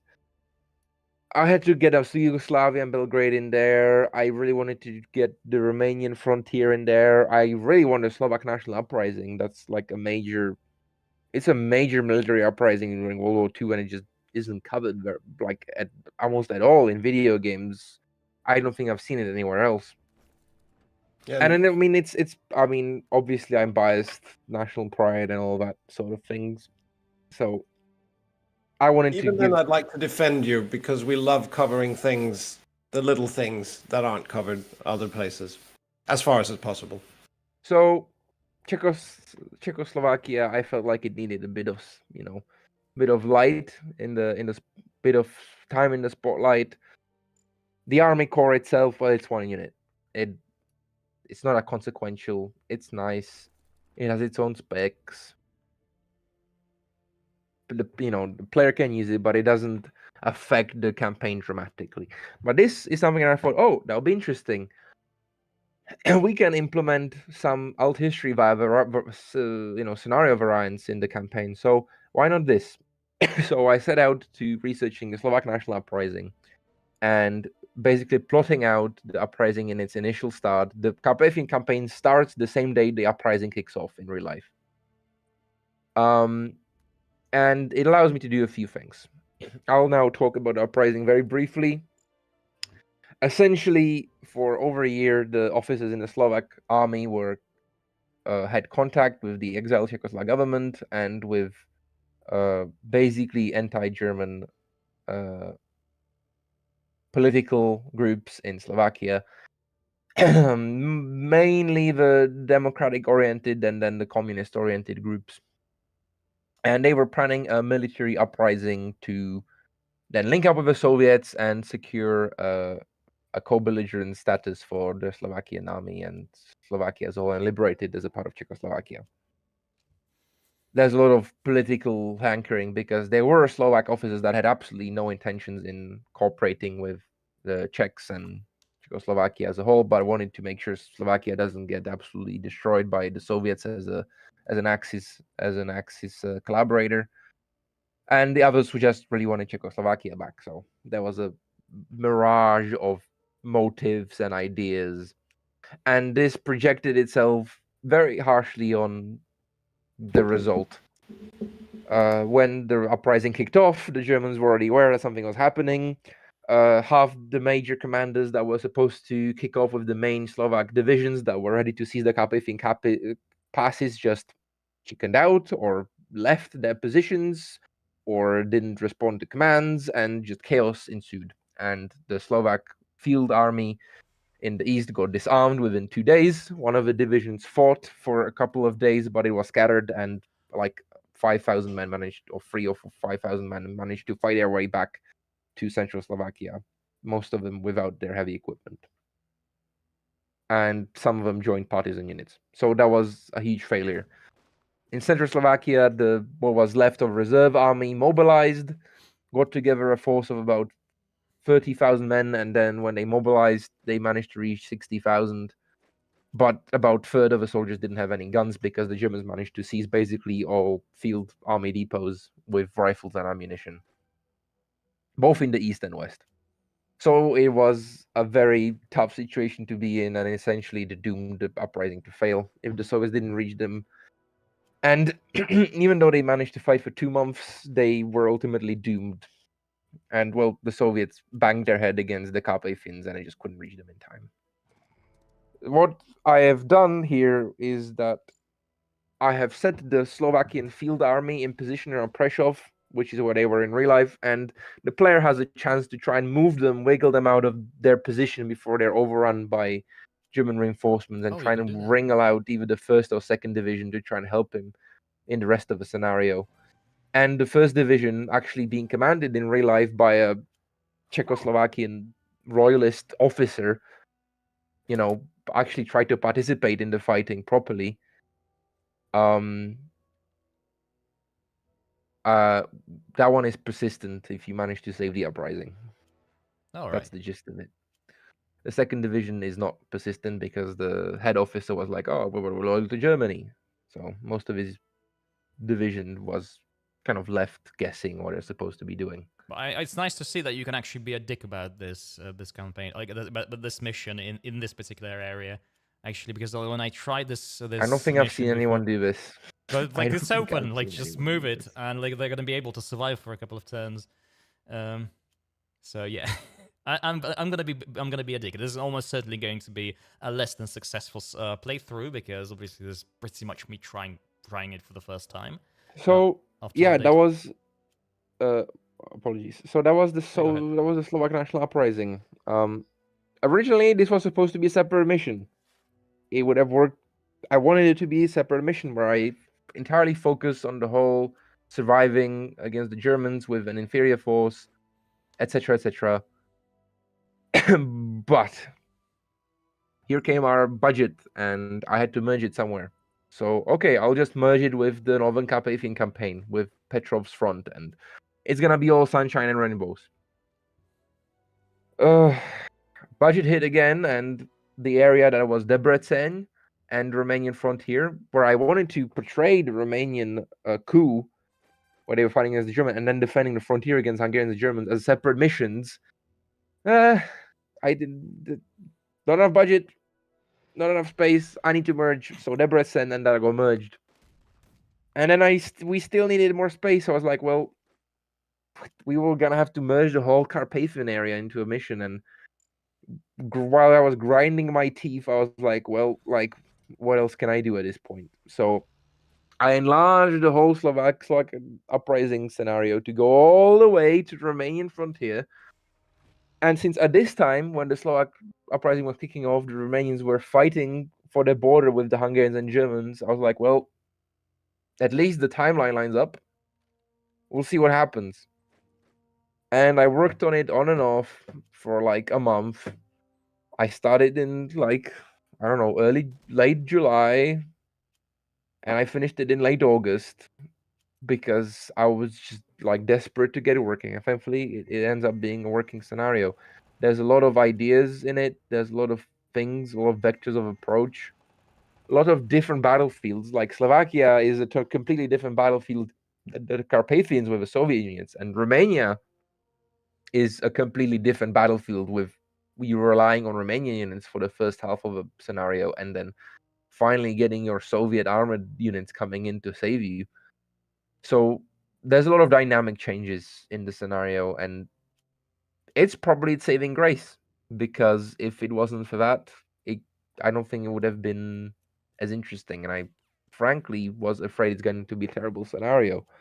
Thankfully, it turned out to be, just so like incredibly diverse that it just, I don't know, it just keeps being interesting. There's a lot of things to do. And it also allows you to do that alt history thing. So if you manage to hold on to your positions in Slovakia, you get Czechoslovak units from the first Czechoslovak army in Slovakia for 2 more scenarios in the campaign. So there's more benefit to the player for trying to, keep them alive. Basically, this is the scenario that's the best example of all the compromises that had to be made to cover everything. We did what we could. Or I did, Yeah, you're saying as if it's shit.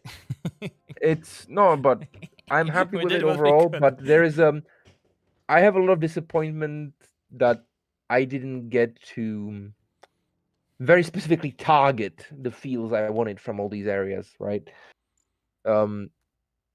If I could do this in like 2 or 3 missions separately, I could very specifically target the Romanian side of things, for Right. example. Or if I could do the whole Slovakia thing, I could very specifically just target the player to that one focus and just, But obviously, this has its own advantages. There's a lot of like, it's so big that the approaches that the player can take are like totally unpredictable by me, and there's a lot of ways to complete a scenario. Beta testers have figured out a lot of ways, and I didn't really see like any reasoning trying to cull or close gaps too much because, well, it's a huge scenario. There's a lot of stuff to do. You can't really singularly break it with one great move, or that's the great bit, I guess. There's a lot of freedom. Yeah, it was. I will, however, be making the Slovak National Uprising as a separate scenario on the workshop for anyone that will want to play later. So my original vision can be enjoyed by everyone. So that will end up on a workshop sometime this fall. Oh, nice. If anyone will want to play it, I hope Daniel and Hexaboo will also check it out. Oh, I will. I'm just still impressed that you managed to reverse engineer a complete campaign setup.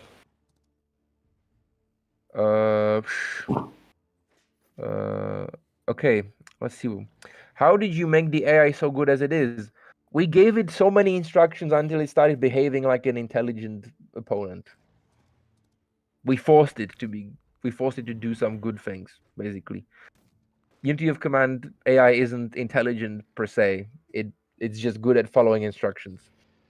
That's my opinion. It's good at cutting off supply routes. It really likes it. The AI really understands supply routes. That's one. It just needs. The thing about the AI, it needs enough units to play with. Yeah, basically. And that can be tricky because we're following historical orders of battle, and then sometimes you're just stuck with not enough units. And then the AI can start doing some questionable moves. Yeah, this was actually originally the part in Slovakia. There was just not enough German units, and the AI didn't know how to properly attack the player in his mountainous stronghold. So there's stuff like Kampfgruppe SS Shield 1, Kampfgruppe SS Shield 2, Kampfgruppe SS Shield 3. Basically, I just subdivided it into 3 parts. Yeah, that's what you did. Dirty tricks. Kampfgruppe Matthias number 1, Kampfgruppe Matthias number 2, etc. Is there a operational German map thing for this? No, but I just had to subdivide them. It's not ahistorical. It's just that I just need to give the AI a bit more room. It's more tweaking the game to function historically, really. Yeah. Basically, yeah. In Gary Griggs piece, half of the things added don't actually work, so I can see what you mean. Oh yeah, that was.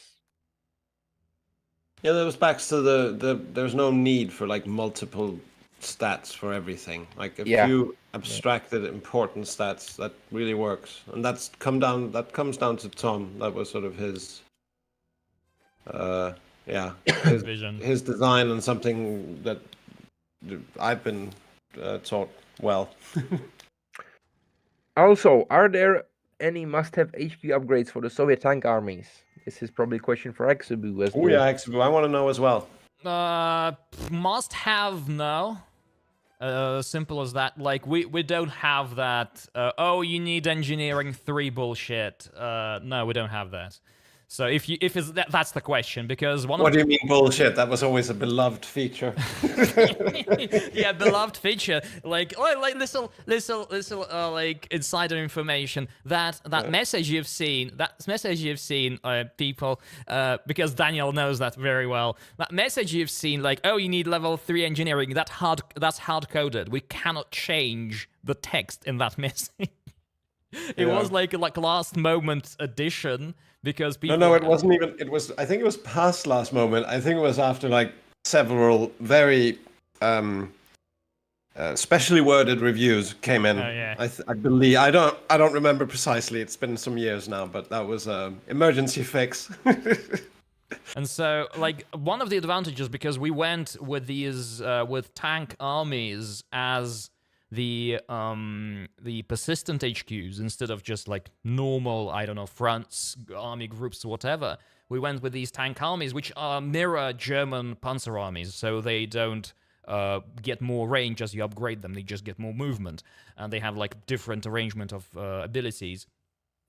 So actually doing that gave a lot of freedom because we now can have tank army HQs, which are persistent and dependent on the player, what the player does. And we have normal front HQs at the same time, so which we can like do whatever we want with, right? So we can customize them. And for example, if there is, for example, a required river crossing, you can actually do that river. Like you can have an HQ that has maybe less of the bridge building capacity that the player would have had if they actually had the ability in their tank armies, but they still can build bridges, not screwed like in that Bavaria map in the original campaign. So and speaking of stuff that you really would use, I don't remember what the default abilities are, but just buy stuff. Buy at least some range. 3 ranges at least is reasonable, but that's good general advice. Get all of the basic abilities. Make sure you have like feints and artillery and recon and force and the recon and force and rear guard. Counterattack I personally don't like, but rear guard is necessary.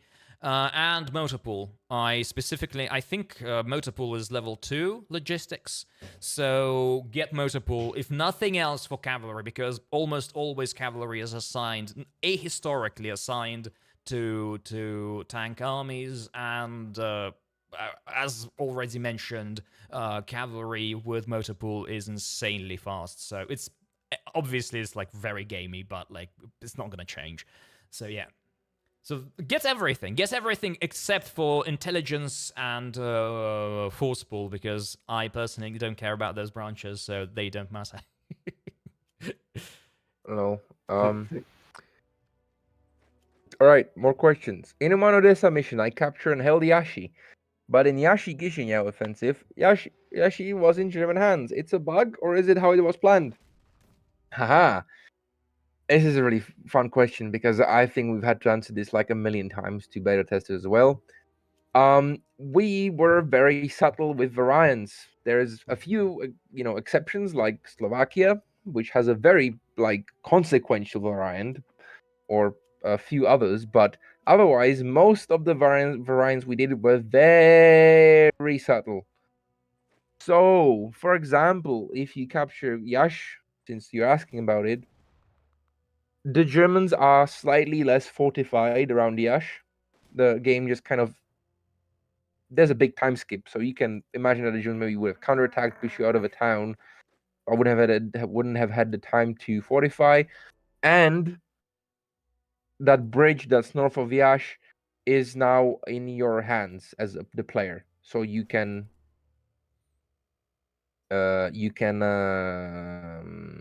actually attack the city, easier and quicker. That's the variant. So it is as intended. It just doesn't look like much changed, but in fact, stuff changed. You're in a more advantageous position. Yeah, I hope that answers the question. Yeah, like we had some other elements like similar areas with Yasi and like that town in Latvia, like Tukums, which is was actually fell like there was a lot of fighting, a lot of counterattacks. Like it fell on one hands and other hands, so it changed hands a couple of times in late mid late 44.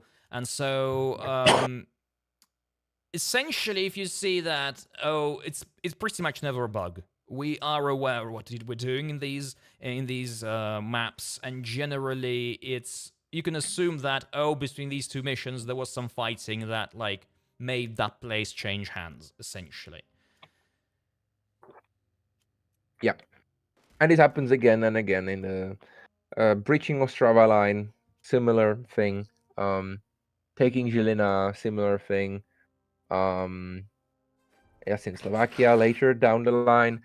Taking Brody in Lvov, before Lvov Sandomierz, there's a scenario before that where you can take Brody. If you take Brody, the Ukrainian SS is not as deeply entrenched in Brody as it would have otherwise, etc. It happens a lot.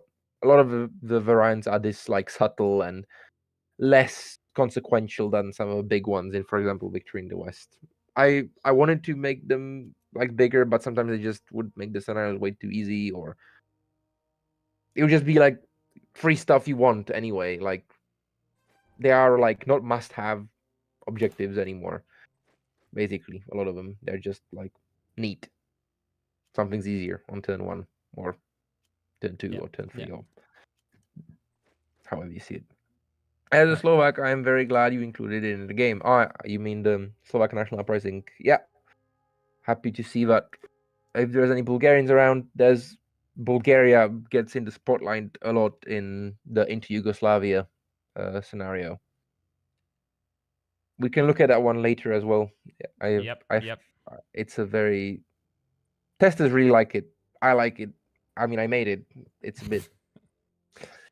bit selfish of me to praise it like that, but it was very fun to make. What kind of reaches is going into a scenario? I think I've briefly talked about this, and Hexaboo talked about this briefly, and Daniel might have as well on the start of the stream. German operational maps, Soviet operational maps, whatever sources we can get our hands on. Otherwise, it really depends. If it's a big scenario, it can be a lot of maps and a lot of reports or articles, or or it can be just 1 or 2 operational maps if it's a smaller scenario. How long do you plan to stream? I don't know. How long do you plan to stream, Hexaboo? I don't know. Yeah, we don't know. I mean, How should when we I get know? tired... I need a bathroom break. I'll be right back. Yeah, Once all more. right, I'm all the right. old guy here. Yeah, well, I mean, once we get sleepy, we'll just go to bed. And I'll go to That's it. do stuff. And yeah, and Hexaboo has work to do. So, yeah, I don't know.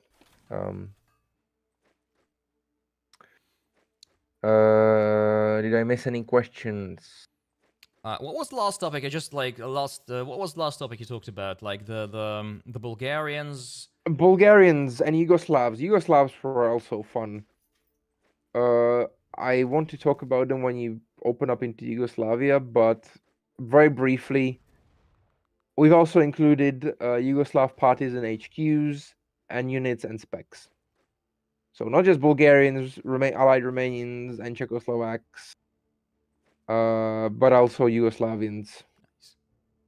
And also, I don't know if I've said this, the Polish army in the USSR is also in here. Everyone has a slice. Everyone got a slice, their little piece of cake. They can call their own. So maybe this is a good time to talk about Allied Romanians, since we have them on the map as well. Yes, go ahead. It's your So, topic. Agrippa Maxitius, love the work you guys do. Thank you. We love doing it too. We're trying our best. Glad you're enjoying it. So Allied Romanians. That's another interesting thing we had to do. So Romanians always felt like a bit of a, I like Romanians. War to Romanians are interesting. And in Stalingrad, well, they didn't get that much love, I guess. They're not, they're still important, but they suffer a lot from just being weak, relatively speaking.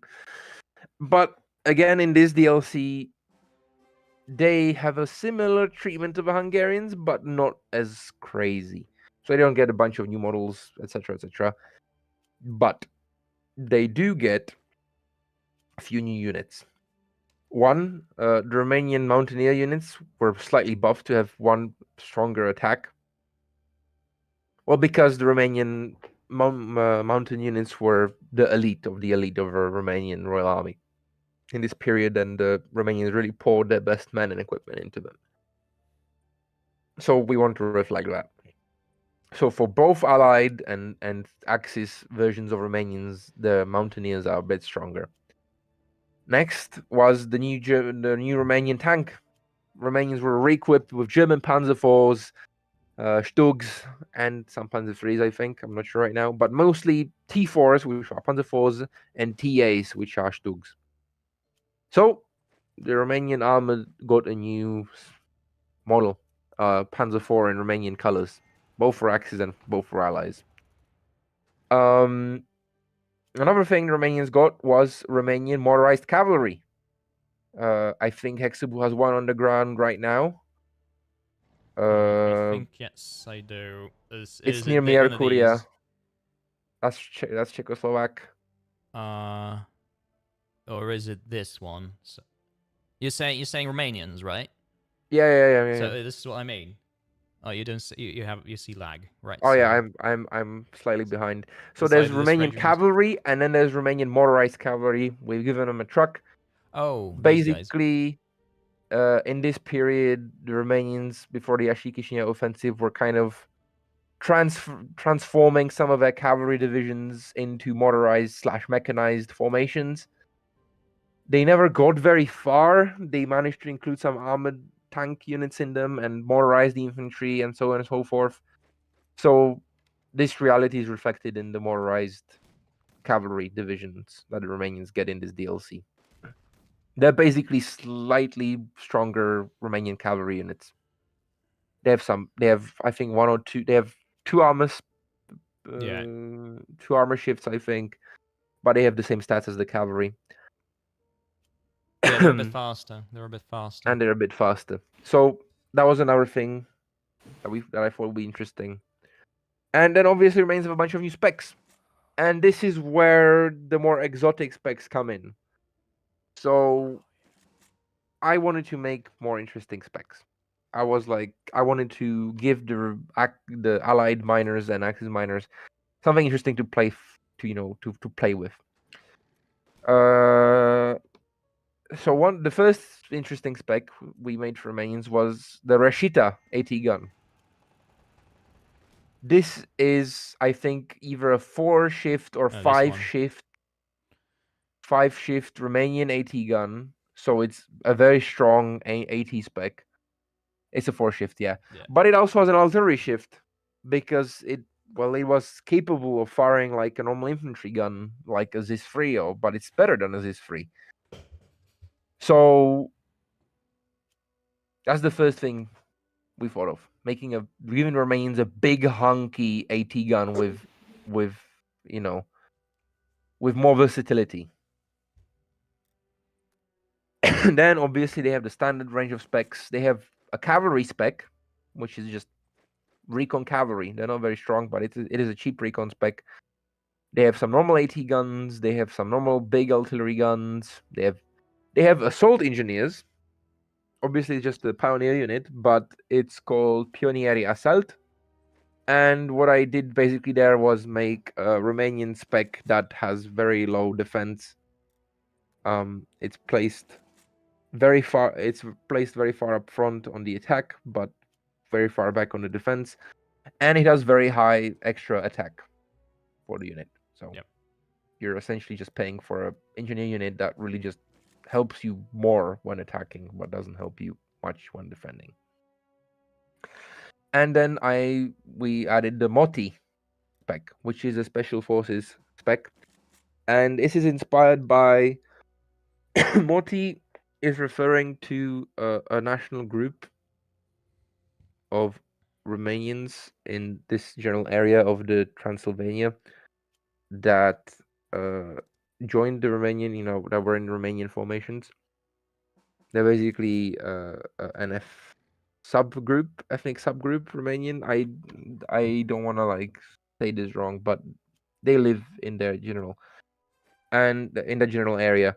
And there is a story where they didn't have any AT weapons to fight the Hungarians off, so they went into an abandoned mine, scavenged all the dynamite inside that they could get their hands on, and just bundled the old mining dynamite together and threw it under the tracks or on the engine decks of Hungarian and German tanks to blow them up. So it's a special forces spec, but it has one or two anti-tank shift to reflect that TNT the mining dynamite they were throwing on enemy tanks. It sounds a bit cartoonish, but yeah.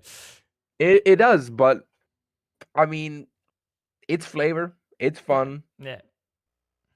So, and they really did that. They just didn't have any AT guns in the area at the moment, and they needed to stop the Hungarian tanks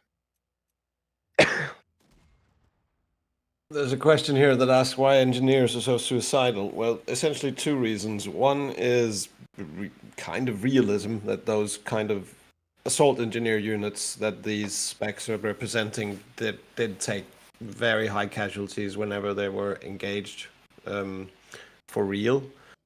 And second reason is balancing, because it's probably the most versatile and powerful specialist in the game, I would say. Would you guys agree? Yeah, For the Germans. For the Germans. Oh yeah, for the Germans especially. But even, I mean, Victor in the West, if you get like double engineers, that's such a dirty thing. That can really do some damage. they have a big functionality, like as I said earlier in the stream with Recon. So they cover the,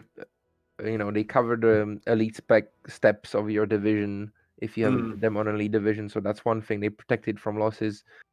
Another thing they do is, well, they annul entrenchment, terrain, and river shifts, which is huge.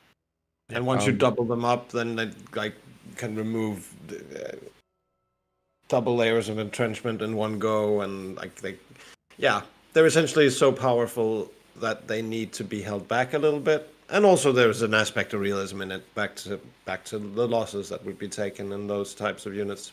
Yeah, all of these units always had extremely high attrition rates. So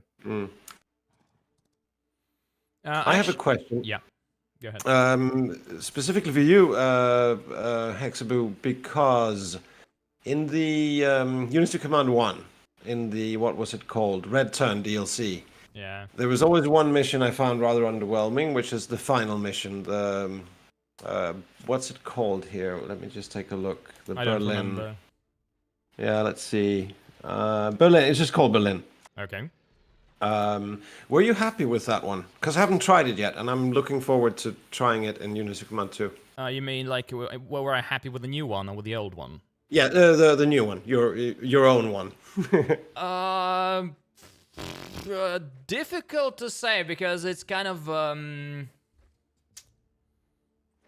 you need to try it pretty much. It's very difficult for me to say because it's a really weird one. It works.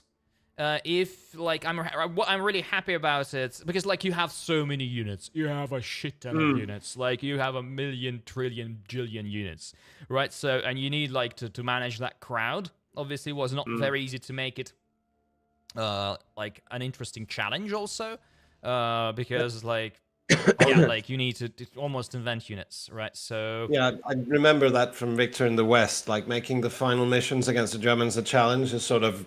That's a challenge in and of itself. Yeah. And so, but also there is the problem, what was it? Oh, but in general, if you know how that battle, like, went, how it happened, it kind of generally works pretty well, because, like, you, and I tried hard to actually make it that like the player does not go into Berlin, even though like there have been beta testers that just go into Berlin and that's it. But that's not how the real operation happened. That's what was not the point, right? So it was the point like to just encircle everything around Berlin and prevent like most armies from entering it, and it was successful, right? So the assault of Berlin itself was pretty easy, and it's like not that big of a deal actually, because like the rest of the operation was very successful. But like you need to force the player to actually do that, right? So you like there are we'll actually show it at some point, even though it's been 2 hours already. Damn it! All right, so it's so like there are primary objectives around the city that you need to like are pretty urgent. You need to be very fast with them, right? So because like Berlin, like the operation started on the 16th of April. Berlin was completely encircled like by like within a week, right? It was completely encircled, and like or maybe even earlier than that. So pretty much like everything was. And so, and then like the assault started like 10 days, bam, it's gone, right? So, and so you need to force that player to do that, and you can actually, if you do it right, you do it like follow the general pattern of the battle. If you look at the map, you go on Wikipedia. Like I already suggested it on the Discord server. that if you want good advice on how to play Victory in the East, just look up real battles on Wikipedia. If you see what was done, you're gonna know how to do it, because like that's very much a point of like it works in the game, and like those encirclements will work in the game. Like I made sure that it does happen. So it works. It works. I find it's not a difficult scenario. I'm happy that it's kind of like it's not very tough. It needs to be a triumphant, fun scenario, and that it is. It turned out all right. Right. So I'm happy with it. Yeah. I don't know if I love it or something, but like I'm happy with it. It worked well. So that's good enough. I misclicked. Damn it. Right. No, it's an interesting point you mentioned about if you want good advice, look up the battles, essentially, because that's sort of been a recurring theme for every designer that's worked on the game. That's a sort of a basic test of any scenario is, does the historical approach work? And okay, if it does that, then you start sort of tweaking and playing around and creating, I don't know, interesting openings here and there.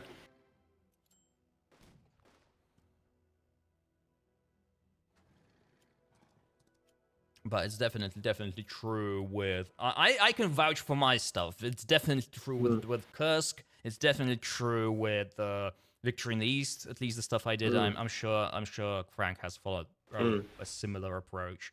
Because like on the one hand, it makes sense. It's also easier that way, right? So you already have a battle plan. You're not inventing something, right? So you already know how it went. Presumably it went well, or you know that it didn't go too well, but it worked.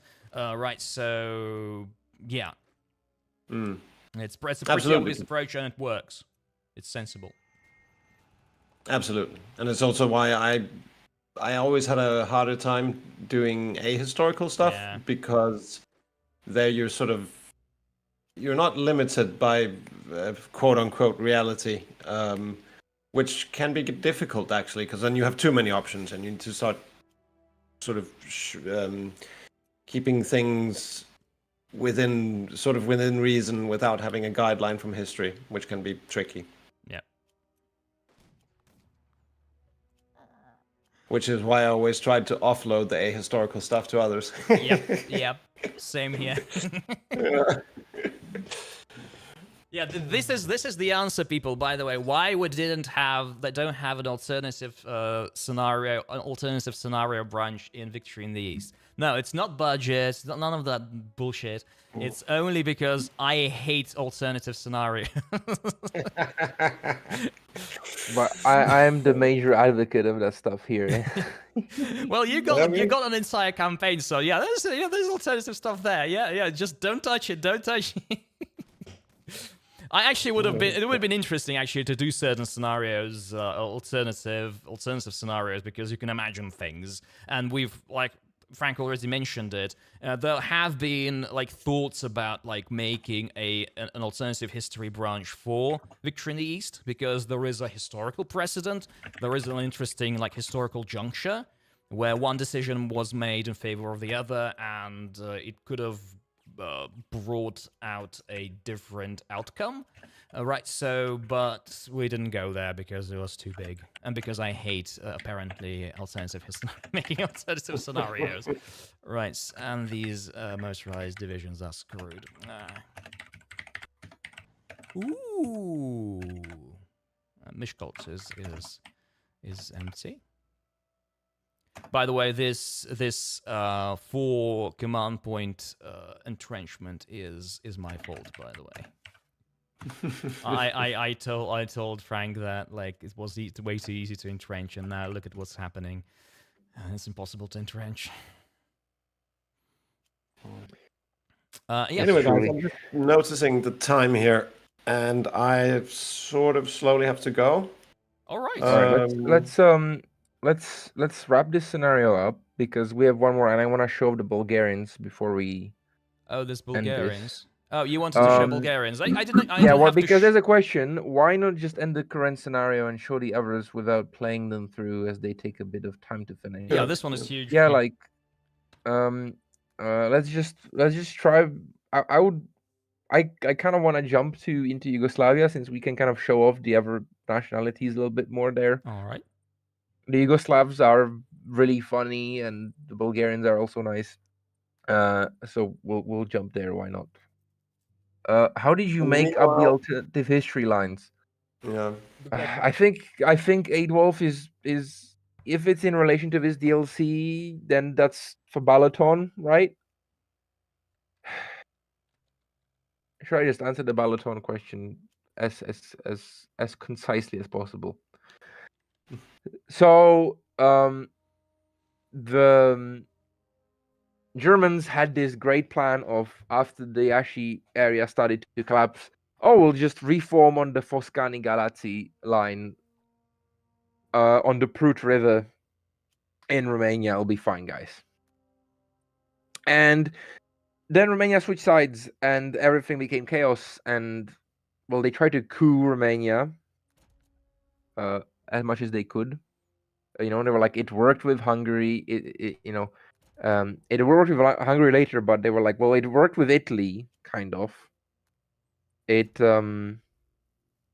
surely is going to work again, like we can just coup our ally. It's not going to be a big deal. But it failed. The Romanians managed to defend the capital. It turned out their army was more loyal to the king than it was to Germany or the fascist elements in Romania. So that failed, and Germany was forced to abandon Romania. And they had this plan of establishing a winter line on the hinged on the Carpathians and the Danube. And that also failed historically, but the alternative branch is basically playing with the idea, okay, what if the Germans were able to seize, with the Hungarian forces, were able to seize the passes in the Carpathians and then decided, okay, we're not doing so bad, we can commit more forces and wrap this up. And they tried to reestablish the winter line. And then another wild lapse, another wild logic jump. Instead of sending out their armor reserve to the Ardennes, they would try and seize back their oil fields that were much closer now. So they send them down south and try and knock Bulgaria and Romania out of the war again and secure the oil fields in Ploesti. That's basically the whole fantasy here. Now, originally, I did not plan it like this because we were thinking of doing that urban Budapest map. So instead of doing that, I wanted to do something like a German counterattack, from like like around Budapest, maybe Spring Awakening +1, where they, instead of attacking to try and reach Budapest, they try to recapture Hungary. Or, they try to go for Belgrade and retake Belgrade, and involves Croatians in that kind of fighting against Yugoslavs and Bulgarians. There are all these kind of ideas, but because that whole Belgrade thing didn't really come to fruition, and I felt like I had to kind of push the whole like concept a bit away from the whole hinging the whole thing on Budapest. It kind of became this, and I think it's superior to just kind of hinging that whole fighting around on fighting around Budapest. This was more fun. It's crazy. It felt like building Zitadelle 43 alt path again. I loved doing crazy shit with Zitadelle, especially in Finland. But yeah, that's basically it. Hexaboo's playing into Yugoslavia right now. That's also a scenario I made. Yeah, check out all these cool Bulgarians. And yeah, essentially this is a scenario that combines like 4 or 5 military operations. It combines the Bulgarian Macedonian operation, the Bulgarian Niš operation, the Bulgarian Kosovo operation, the Bulgarian Yugoslavian Soviet Belgrade operation, and to an extent the Apatin bridgehead and the Sirmian front. The Sirmian front kind of comes up later in the Budapest and Balaton scenarios, one as the Shid objective and later as the Vukovar objective, where there's basically a German front line south of the Danube where you use your Yugoslavs to kind of pierce it and try and advance.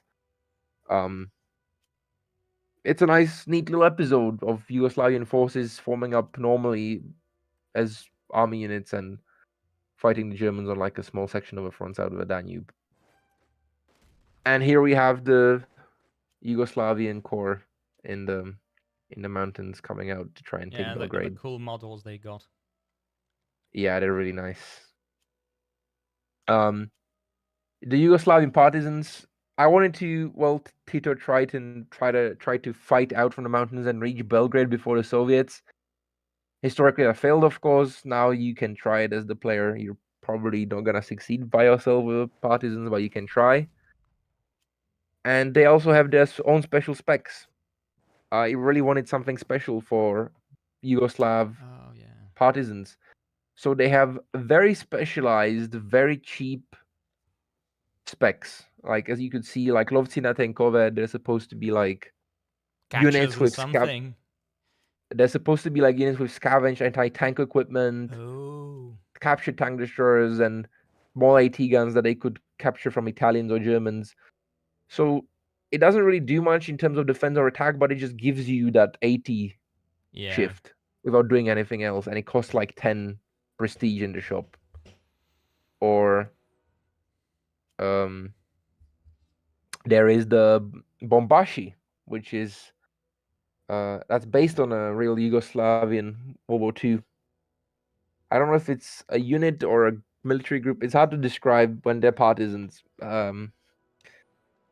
I'm sure a lot of Tom and Goran and others on the team had more insight into this, so they helped me correct all the localization stuff about them and help with the specs creation.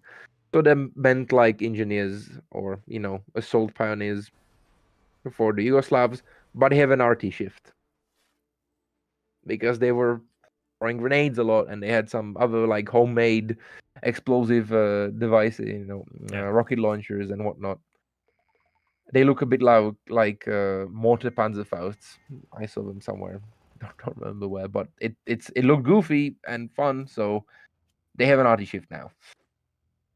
Well, the Yugoslavians, speaking of goofy and fun, the Yugoslavians look like a bit like, I don't know, Playboys from the 80s. So, with the huge collar and everything. So yeah, I wanted to have them like silly. Yeah, I wanted them to have like a white shirt or something under like their gear uniform. Yeah. So they would seem more like partisans than like official army units. Sorry, guys, I really got to jump in here because I got to go. All right. But great chat and great job with this DLC. I'm looking forward to finishing both campaigns. I only got 4 or 5 scenarios in. And yeah, basically, take care. Enjoy the rest of the evening. Have a good night, and well, you'll like just continue with playing it. It's nice. Like, actually, nice to hear that you're finally playing the game as a player and not as a developer. It's so much fun. Like not knowing what's happening. Yeah, who knew? Okay, all right. Have a good night, guys. Have a good night, everyone, and cheers from me. All right, bye. Bye, Daniel.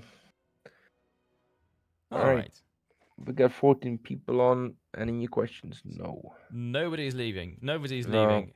Nobody's leaving, but nobody's saying anything. We actually might do like 10 or 15 minutes more. I will place this mission because I have played only once before, so I haven't played the latest update of it, and it looks a lot better. So yeah. Yeah, it has went through a lot of changes. All the Bulgarian operation objectives, except for Nish, were basically changed to side objectives. Yeah. There is a bit of a timeline shift in here that I had to make to kind of merge this, because a lot of the things like the Kosovo operation and Macedonian operation and stuff, they unfolded quite slowly and gradually.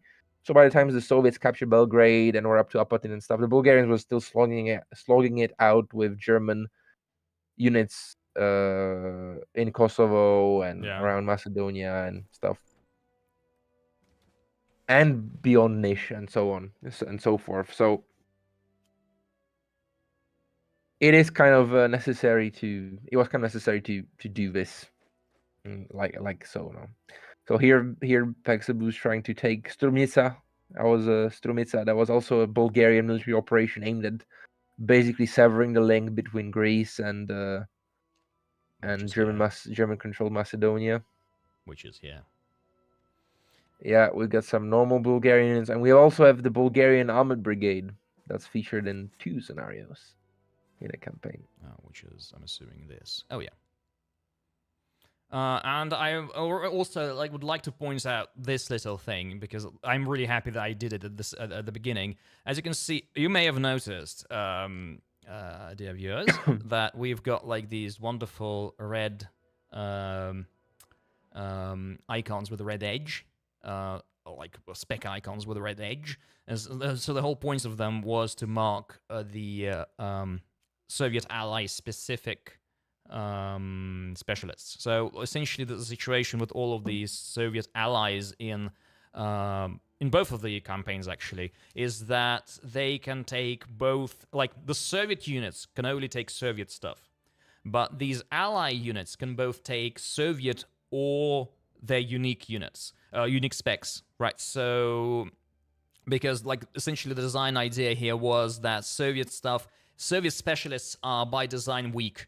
Right, so because like the units themselves got like a lot stronger than they used to be, right? So especially infantry, which got like 4 attack instead of 2 and 5 attack instead of 3 for guards, right? So plus they have 3 specialists, right? So and these allies they have 2 specialists max, and they generally have these weaker stats like 2 to 3 like these Romanians, right? So the idea was in Polish, for example, they have larger units, 7 steps, but still like that weaker stats like 2 and 3, but they have access to better unique Polish specific specialists. It's slightly ironic because like for example the tank, definitely the heavy tank brigade, for example, like a lot of the stuff like the heavy equipment that was assigned to the Polish armies were actually manned by Soviet personnel because there were like a significant problem with Polish troops and these Polish armies is like lack of trained people, right? So like it's just like especially officers, but like because like for various reasons, because like a lot of officers because they just resented Soviets. At the same time, like pretty much all of the Polish officers were people who were trained like in the 20s and had that kind of mentality still in mind, so they were pretty much useless in modern war. And so a lot of people had to be retrained or trained from scratch, and there was like lots of weird and like Soviet officers had to be used because there's no one else. Sometimes with like insane stuff like I don't know, a Russian or Ukrainian guy who doesn't know, like is an officer, he doesn't know Polish, and they try to somehow figure it out, right? So, and you had these problems, and so a lot of these kind of specialized, like heavy tank brigades, for example, were typically more, at least at the beginning, were equipped or manned by Soviet personnel. They even had a special status, as far as I remember. Yeah, but essentially the point is that these Soviet allies, and Frank has already talked about it, so they needed to be somehow unique. They shouldn't be just like, we did not want them to be the same as the Soviet units because it's boring. Who cares? Like, oh yeah, it's the same unit with a different skin. Who cares? It's like we also wanted to avoid that kind of feel that a lot of the Axis miners had in Barbarossa and Stalingrad, where all of them were just shit, not useful for anything else than holding a town or an objective. You like any one of you that play those campaigns know what I'm talking about. Except, say, for a few units like the Romanian cavalry or Hungarian armor or Italian motorized or Slovak motorized, they don't really have a useful niche. They don't do that much. So we wanted to do something where all of these miners have a place. Sometimes it's because of a mission, and sometimes it's because, well, they have their own special specs and stuff. And also, well, like, they just don't function the same way as the Soviets do. Soviets are capped at 5 steps. They have weaker specs, etc. So thankfully, the way we did Soviet forces in the DLC, it really let us have the miners be like, well, just different, fun. Bulgarians are fun in and of themselves in the DLC because the big mission where they're featured mostly, like, I think about half your troops in this mission are Bulgarians. I didn't count them, but A significant I chunk, yeah. it's a significant portion, and basically the entire southern portion of the map is only accessible to Bulgarian and some Yugoslavian units, and you have to entirely figure that area out without any Soviet help. Yep. Oh, let's see what it gives actually. It gives a Skoda 37mm anti. Oh, 80mm. 80mm anti. What the hell is this? Yeah, it's basically a Czech 88mm that the Bulgarians were buying for the war, so they had a lot of them in their but it's some inventory. sort of a mixed thing. It's the first time I'm seeing it. It's sort of like a mixed anti-tank artillery thing. Yeah. But it still has the anti-tank icon. I'm assuming because of. By the way, why? But yeah, okay. Do the Bulgarians have a different specialist that has the same icon, that purple icon? I mean, this one. I don't remember. Maybe we should actually maybe write it down somewhere. Maybe we should. Maybe we write it down. Yeah. Because like there is a reason that icon exists. Yeah. Well, oops. Nobody saw that. Yeah.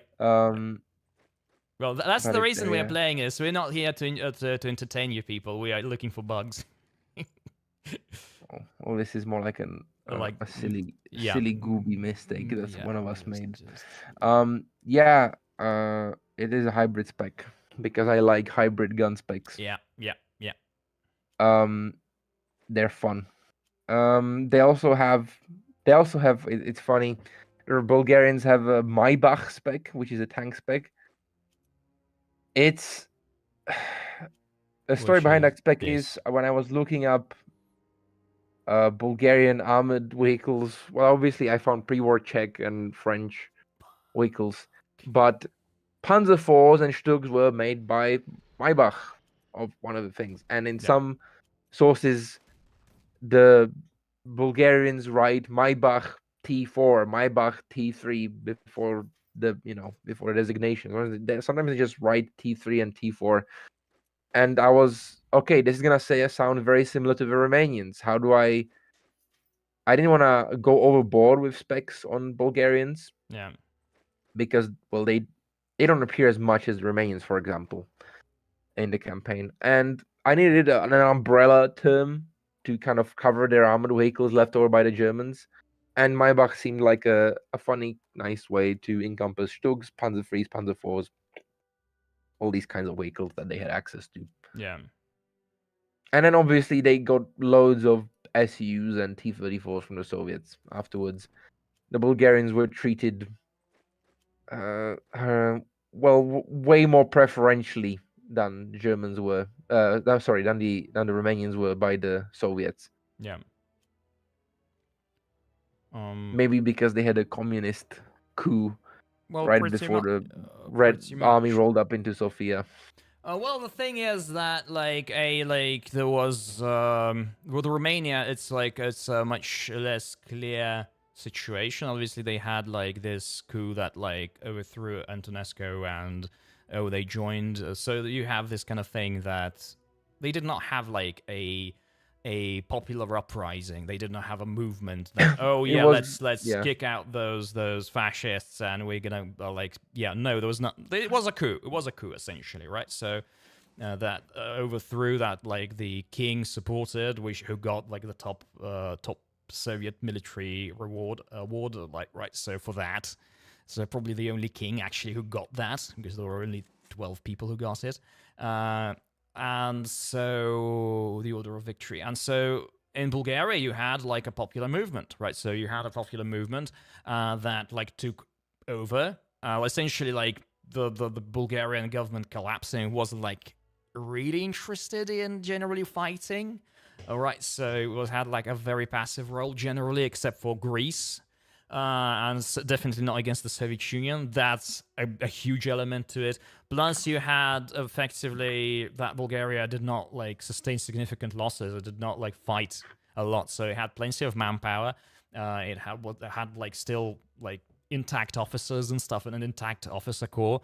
And that they gradually could maybe gradually reintroduce, even though there was a lot of suspicion, well-founded suspicion against the officer corps that was a lot more fascist than like any kind of popular uprising.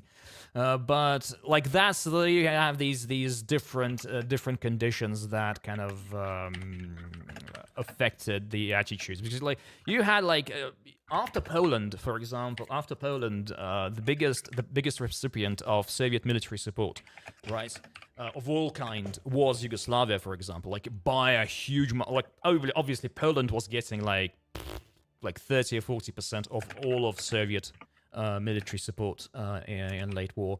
Right, so, but the second by a wide margin was Yugoslavia, was getting a crap load, and because the situation was similar. You have like a national uprising that it wasn't just a coup that might actually like change sides and everything. So yeah, so that's roughly the thinking behind why, say, the Romanians got like a shittier end of the stick.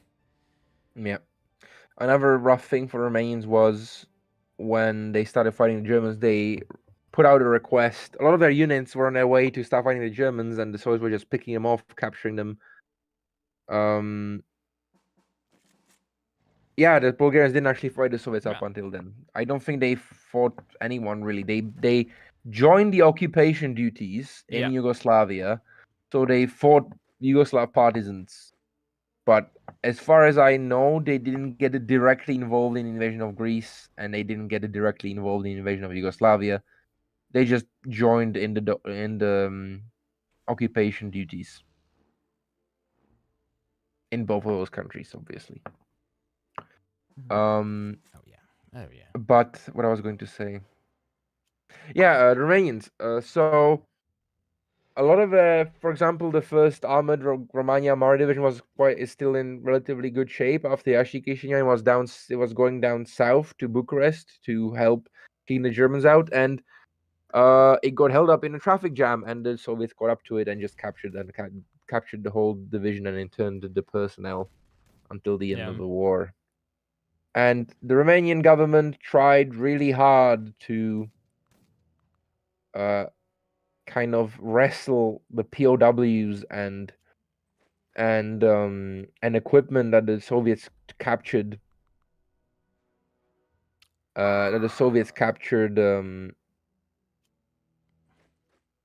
Yeah, damn, that's right. From the Romanians, yes. From the Romanians, they try to. All right, well, now we're on your side. Are you gonna release all of our POWs in Siberia and all the equipment you captured from us in Yashi Chisinau? And before we needed to fight the Germans, and the answer was a resounding no, we won't. Yeah. And those people stayed in the Soviet Union, and they would contribute to the rebuilding of the Soviet Union as laborers and stuff, and so on, so forth, as if Romania was a beaten opponent, not.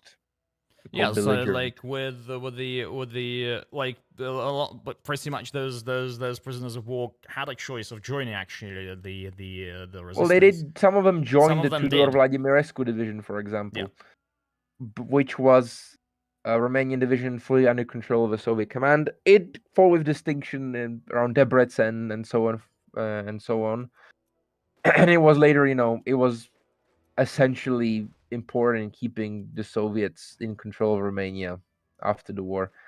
But and that one is in the DLC, by the way. Yeah, you can kill it as the Germans, and you can fight use it as the Soviets. It appears in two or three scenario. It appears in two scenarios. It appears in Carpathian campaign, and then it appears in the Budapest scenario. After which, historically, it took really heavy losses around Debrecen, and then it had to have been withdrawn from the front. Yeah. That's basically the gist of it. Yeah.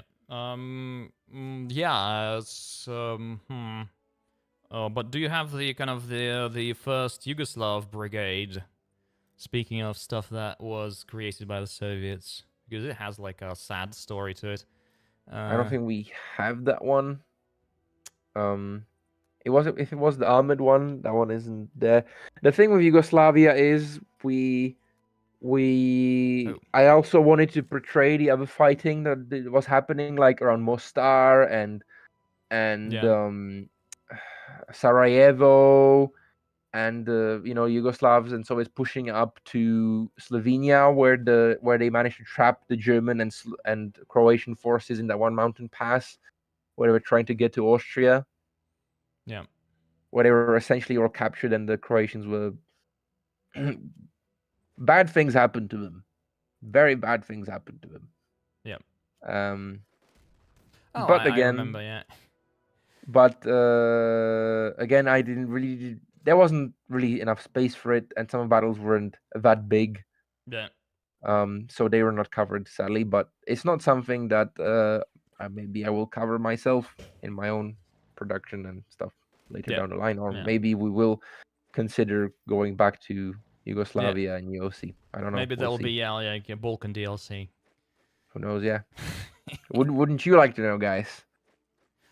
Could you just show Berlin scenario as well? Yeah, let's do that, because I'm screwing this one up. I did not take Valjevo on time. I'm taking Belgrade on time. I could have taken it actually in turn 4 if I You got actually lucky. could have taken Tuzla by now as well. There's a nice little a path where you can weasel. What is Tuzla? Tuzla is to the west of Belgrade, and there's a Croatian division sitting in it now. But I see. Oh, also a new. This is what is this a new model?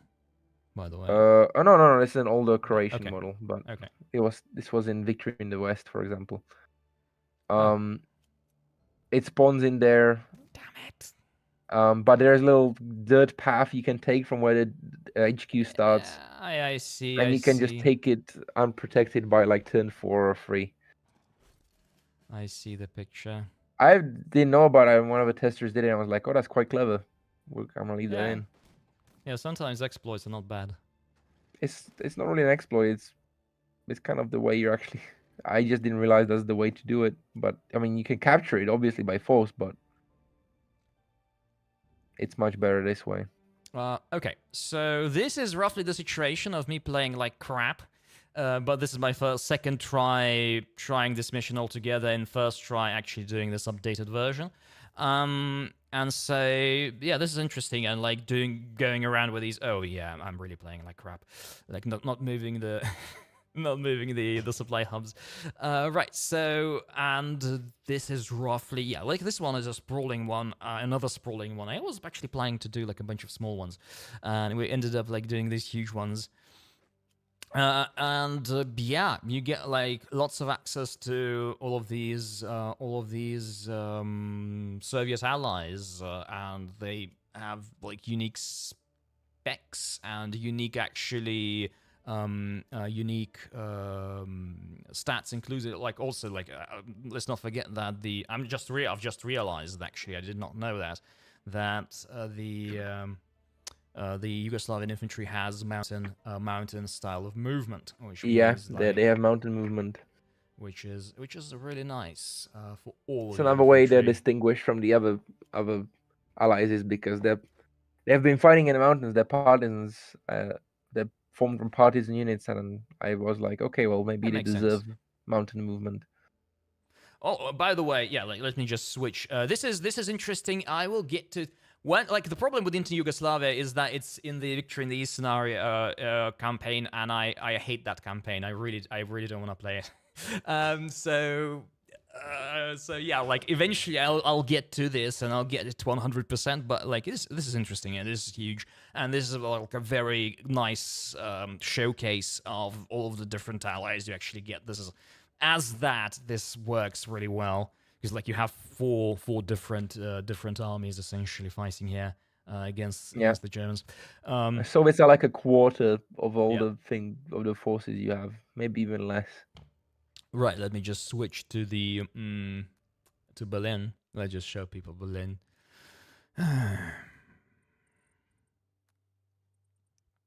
And We can also show them the final afterwards, because Berlin is semi-final. Well, it is the yeah, it's final, not the but then last there is the mission, yeah. closing scenario after Berlin, which is Moravia and Prague operations. Yeah, you wanted to see Berlin? Here's Berlin. Was it fun to Yeah. build? Well, yeah, it was kind of fun to build, but look at this mess. That's how it is. And by the way, I'm going to restart it. I hate that weather. But generally with Berlin, it works well. It works well for what it needs to do. And one thing is that it's got a Polish tank. It's the only mission. Oh, I think it's the only mission. Like it doesn't have Prague like. Moravia also has the Polish. Oh, tank so it that's in continues. So Berlin. we have this So Polish it tank. turns south afterwards and comes to All right, nice. So we actually have a Prague, Polish Moravia. tank here, which we had to like really badger our artist to actually get.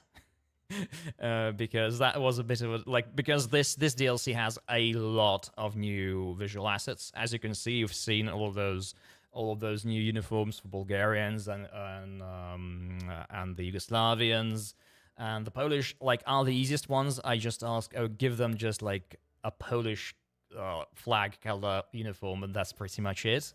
So they're just reskinned Soviets. It could have been more complicated, but I decided better to have this than nothing. And obviously we've updated like the skins for the normal Soviet tanks, for the mechanized corps, for the guards. So they are all they're all new. So they look better, in my opinion, at least. They look distinctive. They don't have that old toy soldier green anymore. So yeah, there's all of that. So including all of these red spec icons, all that stuff the game got. And there's probably a bunch of stuff that that Frank asked for that I don't even realize is in the game. Yeah, there's a fuck ton of stuff in the Balkans. Yeah. And obviously, Czechoslovak stuff, which was non-existent previously. Let me just do the first turn of this. Do the first turn. It was 2 hours and 45 minutes now, and I already feel like I'm losing my voice. So losing your voice or losing your mind. Yeah. That's... And this mission is a big undertaking. Let me just do a little bit of preparation. It's not that necessary, but why not? Let's do it. It is a big boy. Yeah, there's a lot of cool stretch goals as well to reach. By the way, it's just because you can. Oh, it's nice because I really stretch goals. You mean the It is. We got Torgau, Rostov, Magdeburg. Yeah, Torgau, by the way, is where the Soviet American troops met. The meeting at the Elbe. Right. So but I'm happy that the letters got screwed up in the single scenario, because in campaign it gives you a nice message. Right.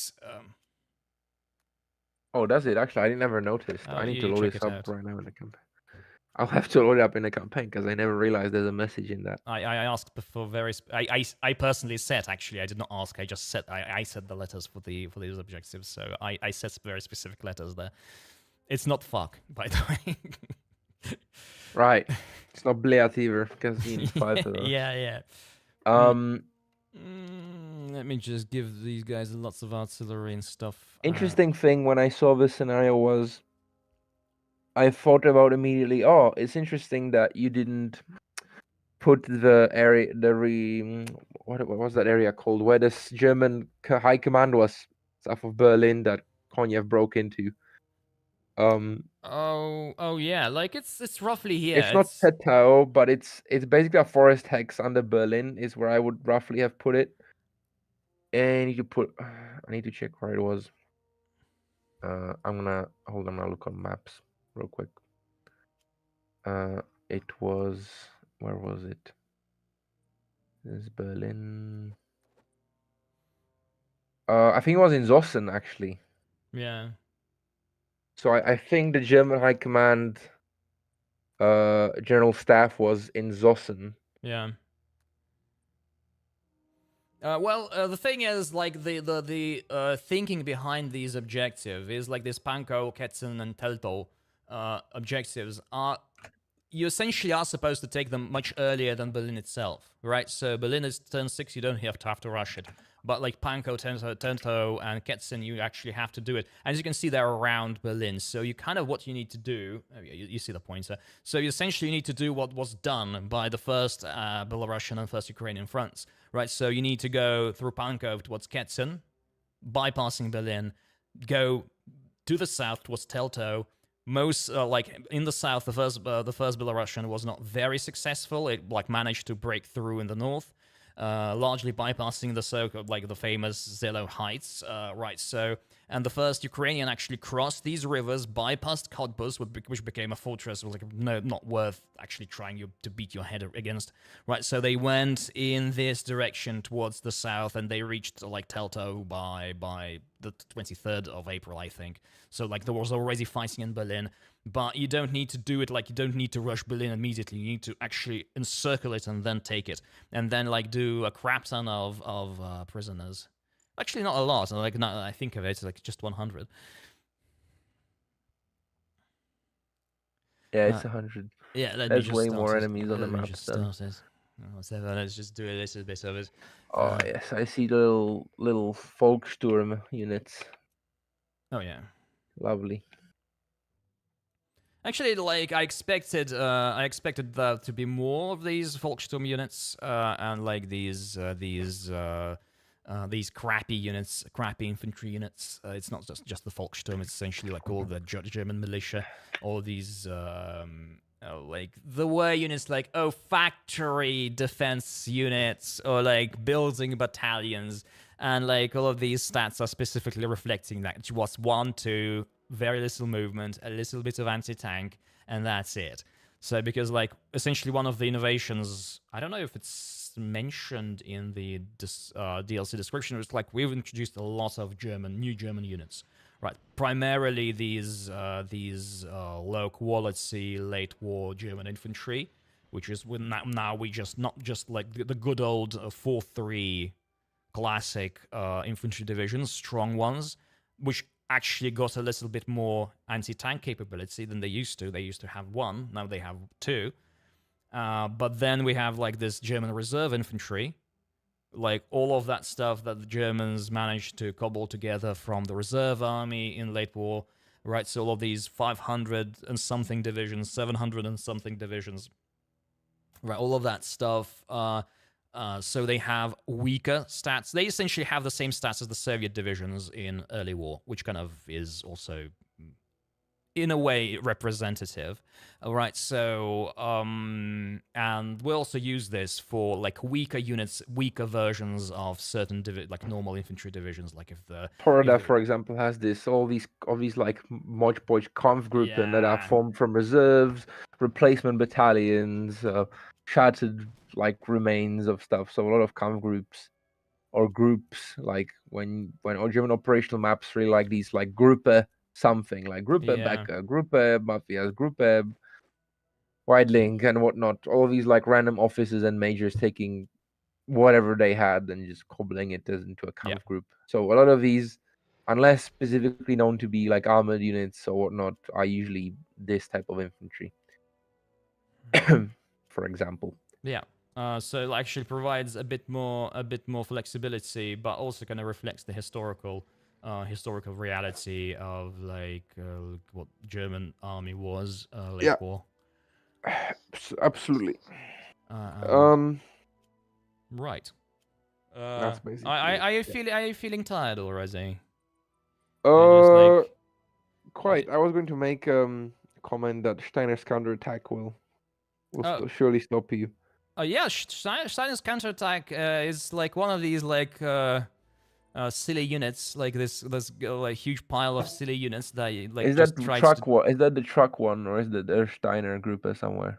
No, like essentially Steiner Group is like this whole thing here, right? Ah. So and like they have like a hodgepodge of like shit units that like do something, try to do something. Like a lot of these guys show up here, but some of them show up here as well. I don't remember which ones, but you had like some of these anti-tank brigades. They show up a bit later, and they will try to do like feeble, very feeble counterattacks towards Berlin because obviously it was pretty clear what was happening. So like a huge because like these forces, even though they're kind of maybe weak compared to say German Army 41.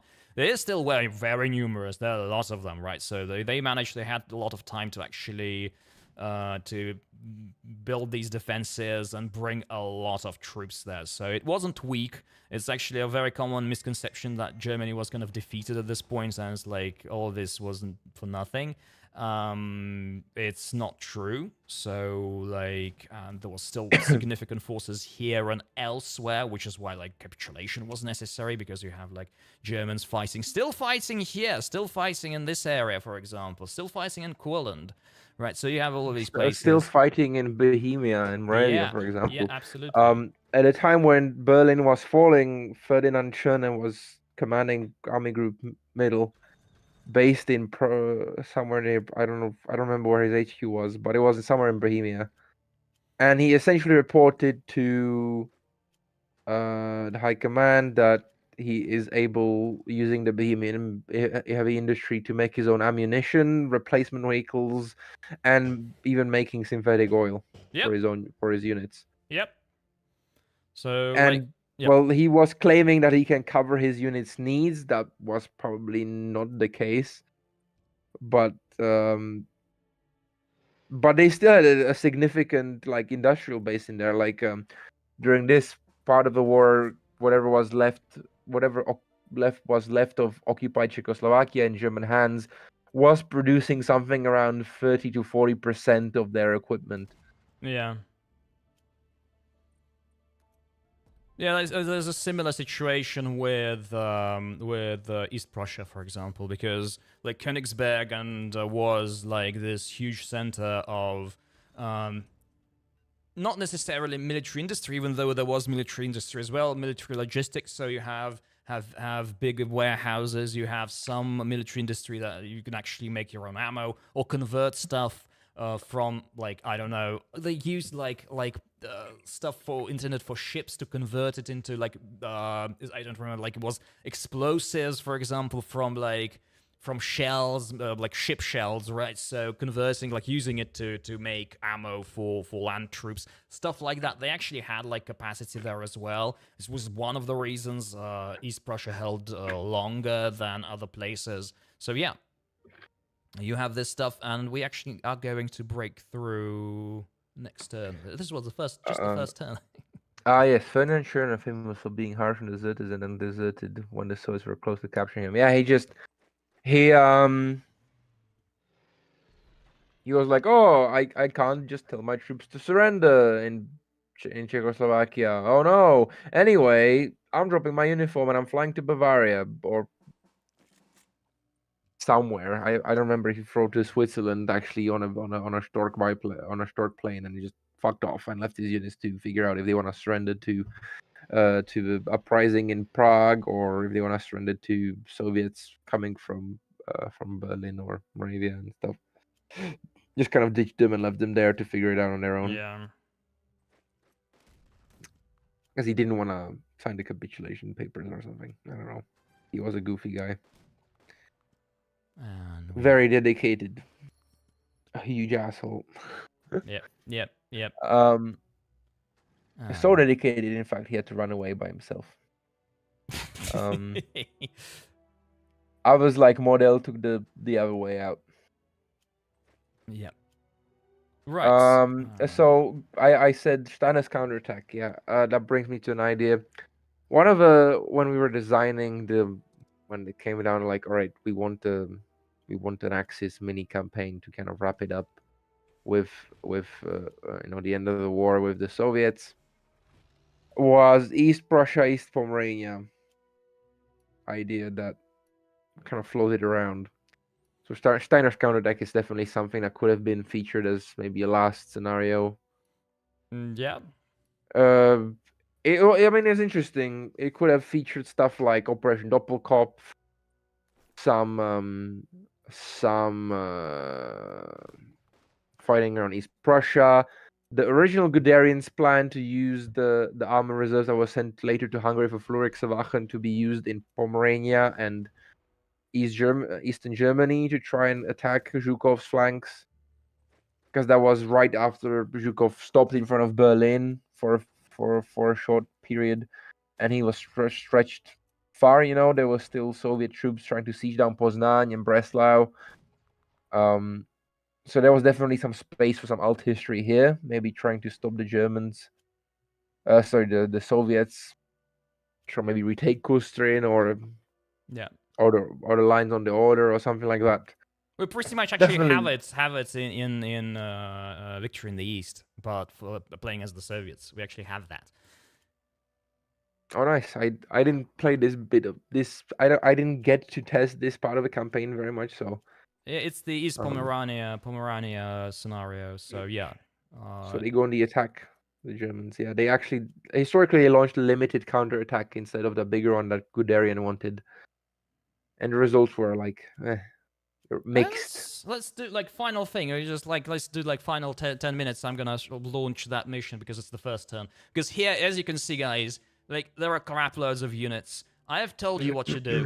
Just encircle Berlin and then strike into it, right? So because these objectives are the hard ones, they're not very easy, especially like these two. They're sometimes a bit annoying, right? So, but like just build bridges, do what Konev did, and go towards Berlin, right? So let's just check out East Pomerania. It was a very nice topic to kind of round off the whole thing, especially since there was no reinforcements phase. We can actually immediately start with the mission. All right, and let's do everything. Okay, yeah, I interrupted you. I forgot what I was going to say. Probably something with the counterattack in Pomerania. So yeah, there was definitely some space to do some alt history, and I mean Doppelkopf is a fun little scenario that would have been nice to cover from German perspective. There's some alternative history there. You can, instead of focusing on East Prussia and stuff, you could focus on the Germans actually managing to, instead of just being in Courland, maybe managing to hold the entirety of like a bigger chunk of Latvia as as a fortress. Fortress Riga sounds funny, and the Germans were pressing Latvians and Estonians into the SS big time. So it's not like they wouldn't have been able to generate some more combat forces in there. Plus, they had all those SS formations withdrawing from Estonia, from north. There's definitely some space for some funny shenanigans to think of. Citadel F-43 style. Or another thing that we thought of was I don't remember how these two islands next to Estonia are called. Saaremaa is one, and the other one is Hiiumaa, I think it was. Hiiumaa and Saaremaa. So there was a landing Soviet operation in there, and the Germans kind of fought for them for a bit, and they withdrew, and then they evacuated. Could have been a fun scenario we thought of as well, but we would have to make a more zoomed-in map of those islands again, more mapping. So it's not something we ended up doing.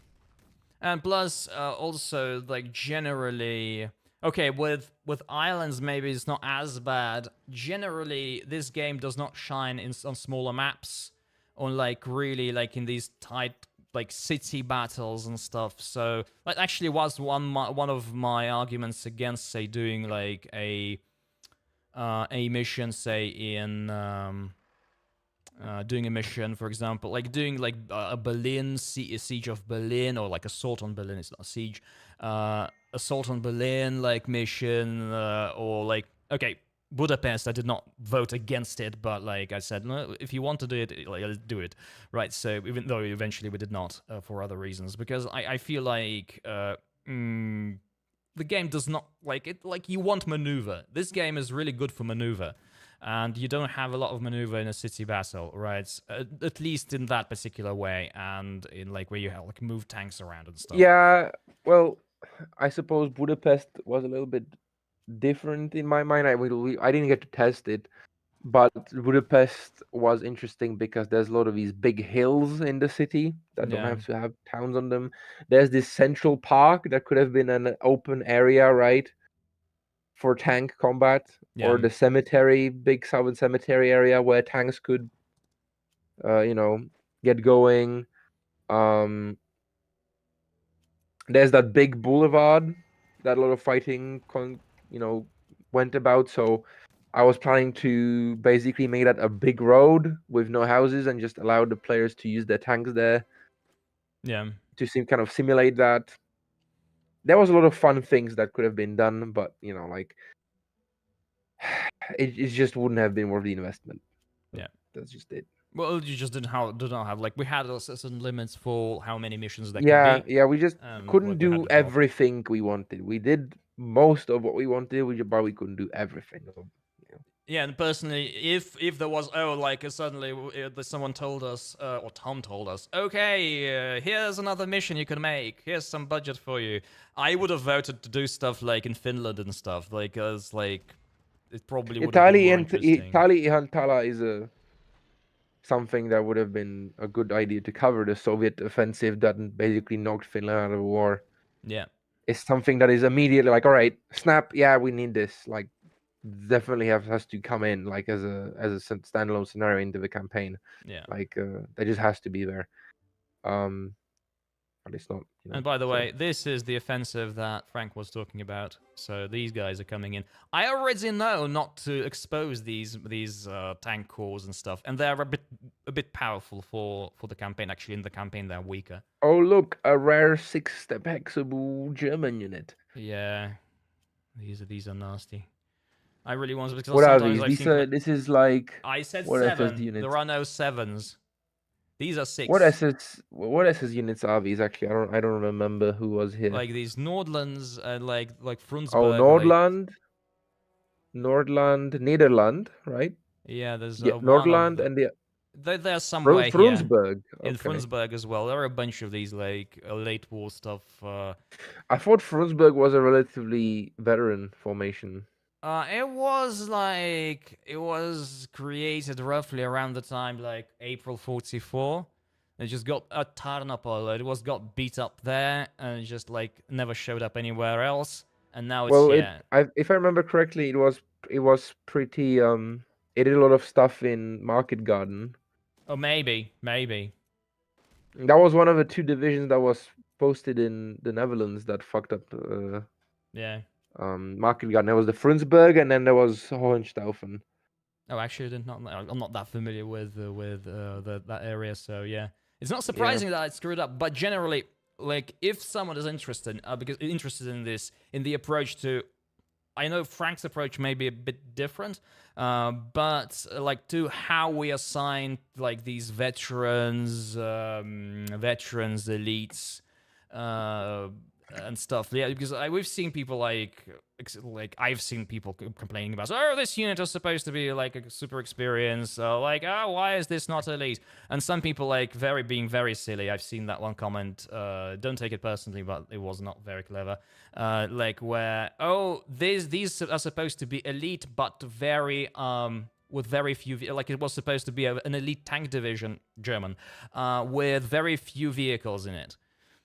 It doesn't make any sense. Sorry, guys. Like, an elite unit is pretty much a unit that is first in line to get reinforcements and first in line to get new equipment. That's all, like, equipment replacements. And that's the whole, in a total war, that's the only meaning of elite. right? So you might have like just from a historical perspective, right? So like there's no special source to any of these units. Yeah, so these guys just get equipment, get ammo, get replacements sooner than everyone else.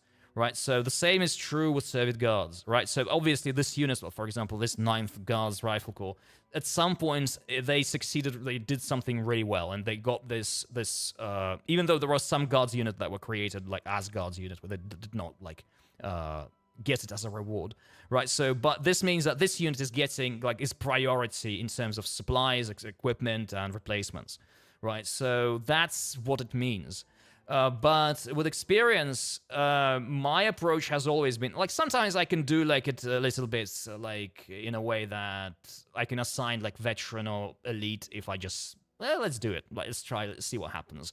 But generally, I treat it as a game mechanic, right? So because these are very powerful things, they change the strength of a unit, especially elite, very considerably. So especially for the AI. I'm using them very sparingly. My default is regular, right? And then I decide if there is someone who gets veteran because I see that this part of the front is like too easy for some reason. I need to kind of increase. So this is essentially a balancing tool more than any kind of historical simulation tool, right? Because it's such a powerful ability and it kind of like make it or break it because there's so much abstraction in this game, like it doesn't matter. If you have like, oh, most of the officer corps in this particular division is pretty experienced, so they should like operate better. Generally, it's like it's not just elites that like means that they got better equipment more quickly. It also means that like getting better equipment more quickly is the decisive factor in battle, right? So like. It's like much more like success in battle is a much more a function of bringing lots of troops, giving them lots of ammo, right? So and making sure that it works, right? So like I don't remember who said it, but like big battalions always win battles, and like and part of it is having enough equipment, having enough ammo, to having enough fuel to do all of that. And like for example, if you look at Soviet defeats, for example, in say 42, for example, yes, like Kharkov defeat. Generally, it's not because like Germans are these kind of superhumans or whatnot. It's like problems in the Red Army, like with some organizational problems, but it's very much a lack of guns, a lack of heavy machine guns. That was an insanely rare thing. Very lots of difficulty in 42 because of loss of factories and ammo, lack of ammo. Once again, loss of factories in 41. Like a lot of factories got evacuated, and they still hadn't been like rebuilt by Kharkov, for example, in May 42. And this is why you get like most of 42 Soviets just getting beaten up because like the industry is still not there, and they like essentially trying to cobble something together out of nothing. And 43, bam, you have a lot more ammo, a lot more stuff that because like the industry now is working, and bang, they're starting to win. And this is the decisive thing, and like this is why I personally view like these veteran things. Sometimes, yes, you can actually do this kind of occasionally add these elements. Oh, you know that this unit is special somehow. Yeah, so this might be interesting. It doesn't even have to be a veteran or elite. It can be actually a green unit.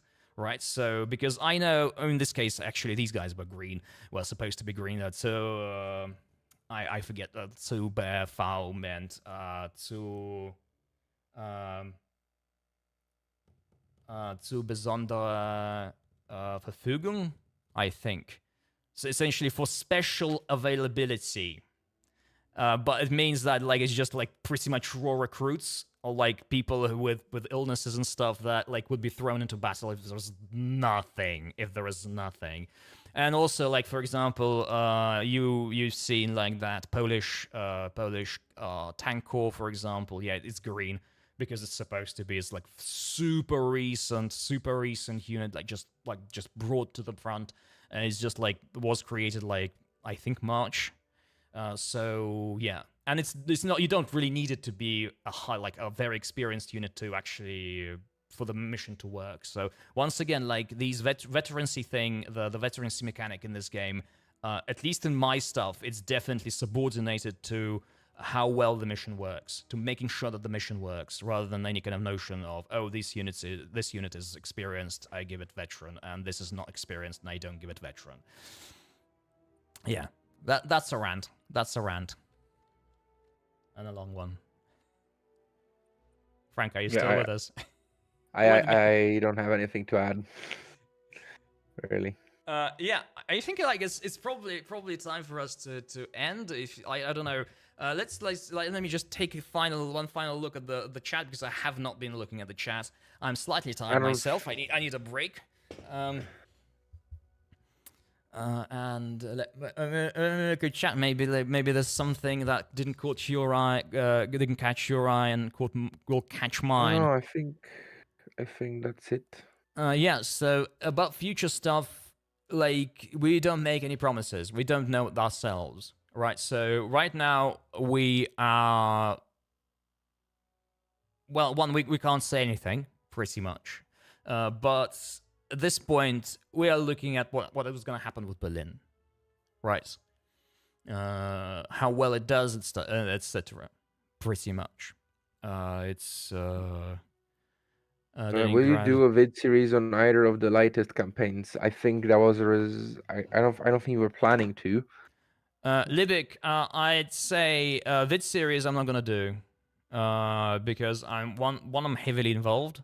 Balaton is small, like it's not that. To be honest, I'm a bit tired of Unity of Command 2, even though I occasionally return to it, because like I've spent so much doing it, like working on it.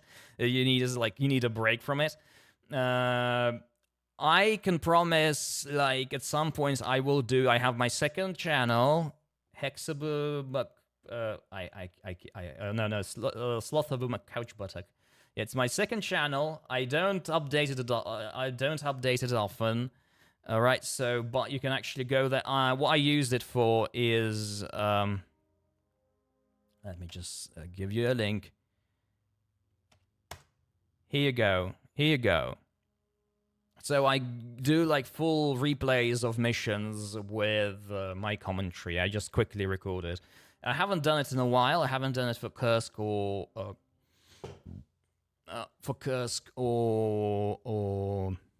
Citadella, right? So, but generally, yeah, that might happen, especially if there are people who, this particular mission, I don't know how to do it. I'm not gonna do it for all of them. It's like, come on, it's 32 missions, right? So, but I will play it through and do a commented thing.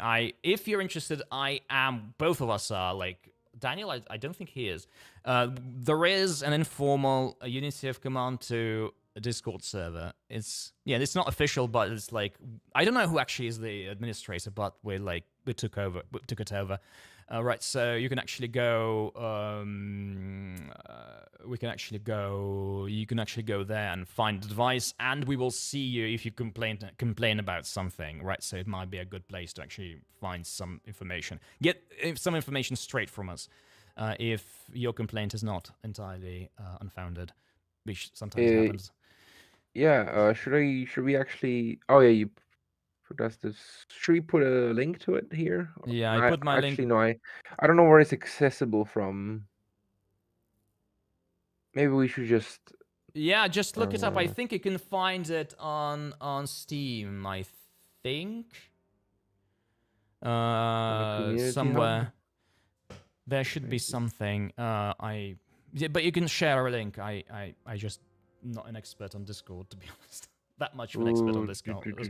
But you could do something. Let me just look while you're doing that. Let me just look at the questions. Yeah, changes to Soviet Union. Yeah, like we talked about that extensively. One thing is that like, even though the Soviet infantry got like 4-3-5-3 attack like stats, they still are limited because they have 5 steps, so they are kind of a bit vulnerable to attacks. So they did not get a boost in defense. So you must use some sort of specialist there to offset that. Plus, in terms of the math of how the mechanics work, they got a boost, but not a huge one. So, like, old Soviet unit, infantry unit at full attack got 14 attack, and the new one, normal infantry rifle corps, gets 20, I think. Yeah, yes, 20, yeah, that's right. So it's not like a critical, decisive upgrade. It is definitely an upgrade, but like not a huge one. Make more. If you were free to go in a direction, make more DLC, make a new WW2 unit command, make a new historical title, make a fantasy sci-fi game. Sarah Damin wrecks you. Okay. So I think Frank already made some points about this question, but essentially, we're considering all four. I can't tell you like anything, any progress on any of this. But we are thinking about all sorts of things, including all of these four things, all of the above. We're considering. I'm not saying we're making anything of that. Also, as I said earlier, no that's specific just plans. more work / more pay for us. So yeah, absolutely. Plus, there are like a shit ton of ideas. We actually have a special channel on our internal Discord server. We have a special channel for ideas. Oh, what if we made UFC 3? Oh, what if we made this DLC? Oh, what if we... Right, so... And what if we this went idea. and took a nap instead of talking about this? That's also an... Yeah. All right, I haven't found a link to the Discord server on the community hub. I suppose I can probably post an invite link. Yeah, just post an invite to the link. chat. Yeah. It will stop being functional. So, is this the right one? Yes. Okay. So I'll leave it in the chat, and anyone can come and say hi. Yeah. Yeah, what kind of research is going into scenario? Oh yeah, lots of research. Lots of things we've like talked about a lot. But some things were essentially answered multiple times by accident. Yeah. But like also we are very lucky to actually be doing this in 2024 and not like in 2004, because now we have so many things very easily available, like so much information. There's just so much material available, and like, for example, Google translating for us, like for me, for example, I would be entirely like, I don't speak Russian, I don't speak Bulgarian, I don't speak Romanian, so or Hungarian for the matter. So whenever we access sources from those countries, like I can't read them without Google's built-in translation engines. Obviously, like, they're not perfect, but it's better than nothing. Like back in 2001 or 2002 or 2004, like, I would have had to sit here with like a Hungarian dictionary and try and figure out what the fuck am I like reading. So none of that happening this time. Yeah. And I think like this is a. Did you find the Discord link or whatever? I posted it in the chat. I don't see it. You don't see it? Yeah, it's the last messages from Libik about like my cracking series. The cracking series is probably it's on ice. It's very much on ice right now. I'm Unity of Command. Like, the problem is that there were 2 games that I did. Panzer Corps 2. I'm just not playing Panzer Corps 2 anymore. I consider it to be a good game. It's definitely the best game in its system. It's Panzer General system. I'm just tired of that system, to be honest. I think YouTube might not have let it through. It's fine. Guys, you know what you could do. Just post it on the Steam forums. We're gonna do that. just guys, if you are not like, there are 12 of you, or if you're listening to this before or afterwards, because I'm gonna keep this. Just go ahead and go to the Steam forums, and you'll find the thread. I'm assuming there was another thread, but let's do another one. If not, we'll make it tomorrow and just post the invite link there. Or like post a comment to this stream. I'll see it. If nothing else. Yeah, actually, that's a good idea. I'll post a comment. All right. I So think like this might be a very good time for us to end this because I'm tired. I have a feeling that Frank is tired as well. I also want to go take a nap. Yeah, a very Yeah, long one. yeah, and I have shit to do today still. So I'm actually gonna lie down, but like I'm tired of this, like in terms of voice and remembering that I need to do stuff still. And it's already been going on for more than 3 hours, and it's actually past my and Frank's apparently and Daniel's apparently limits. So let's end this. Do you have any final phrases, Frank? It's after midnight. Go to bed, everyone. Yeah, and play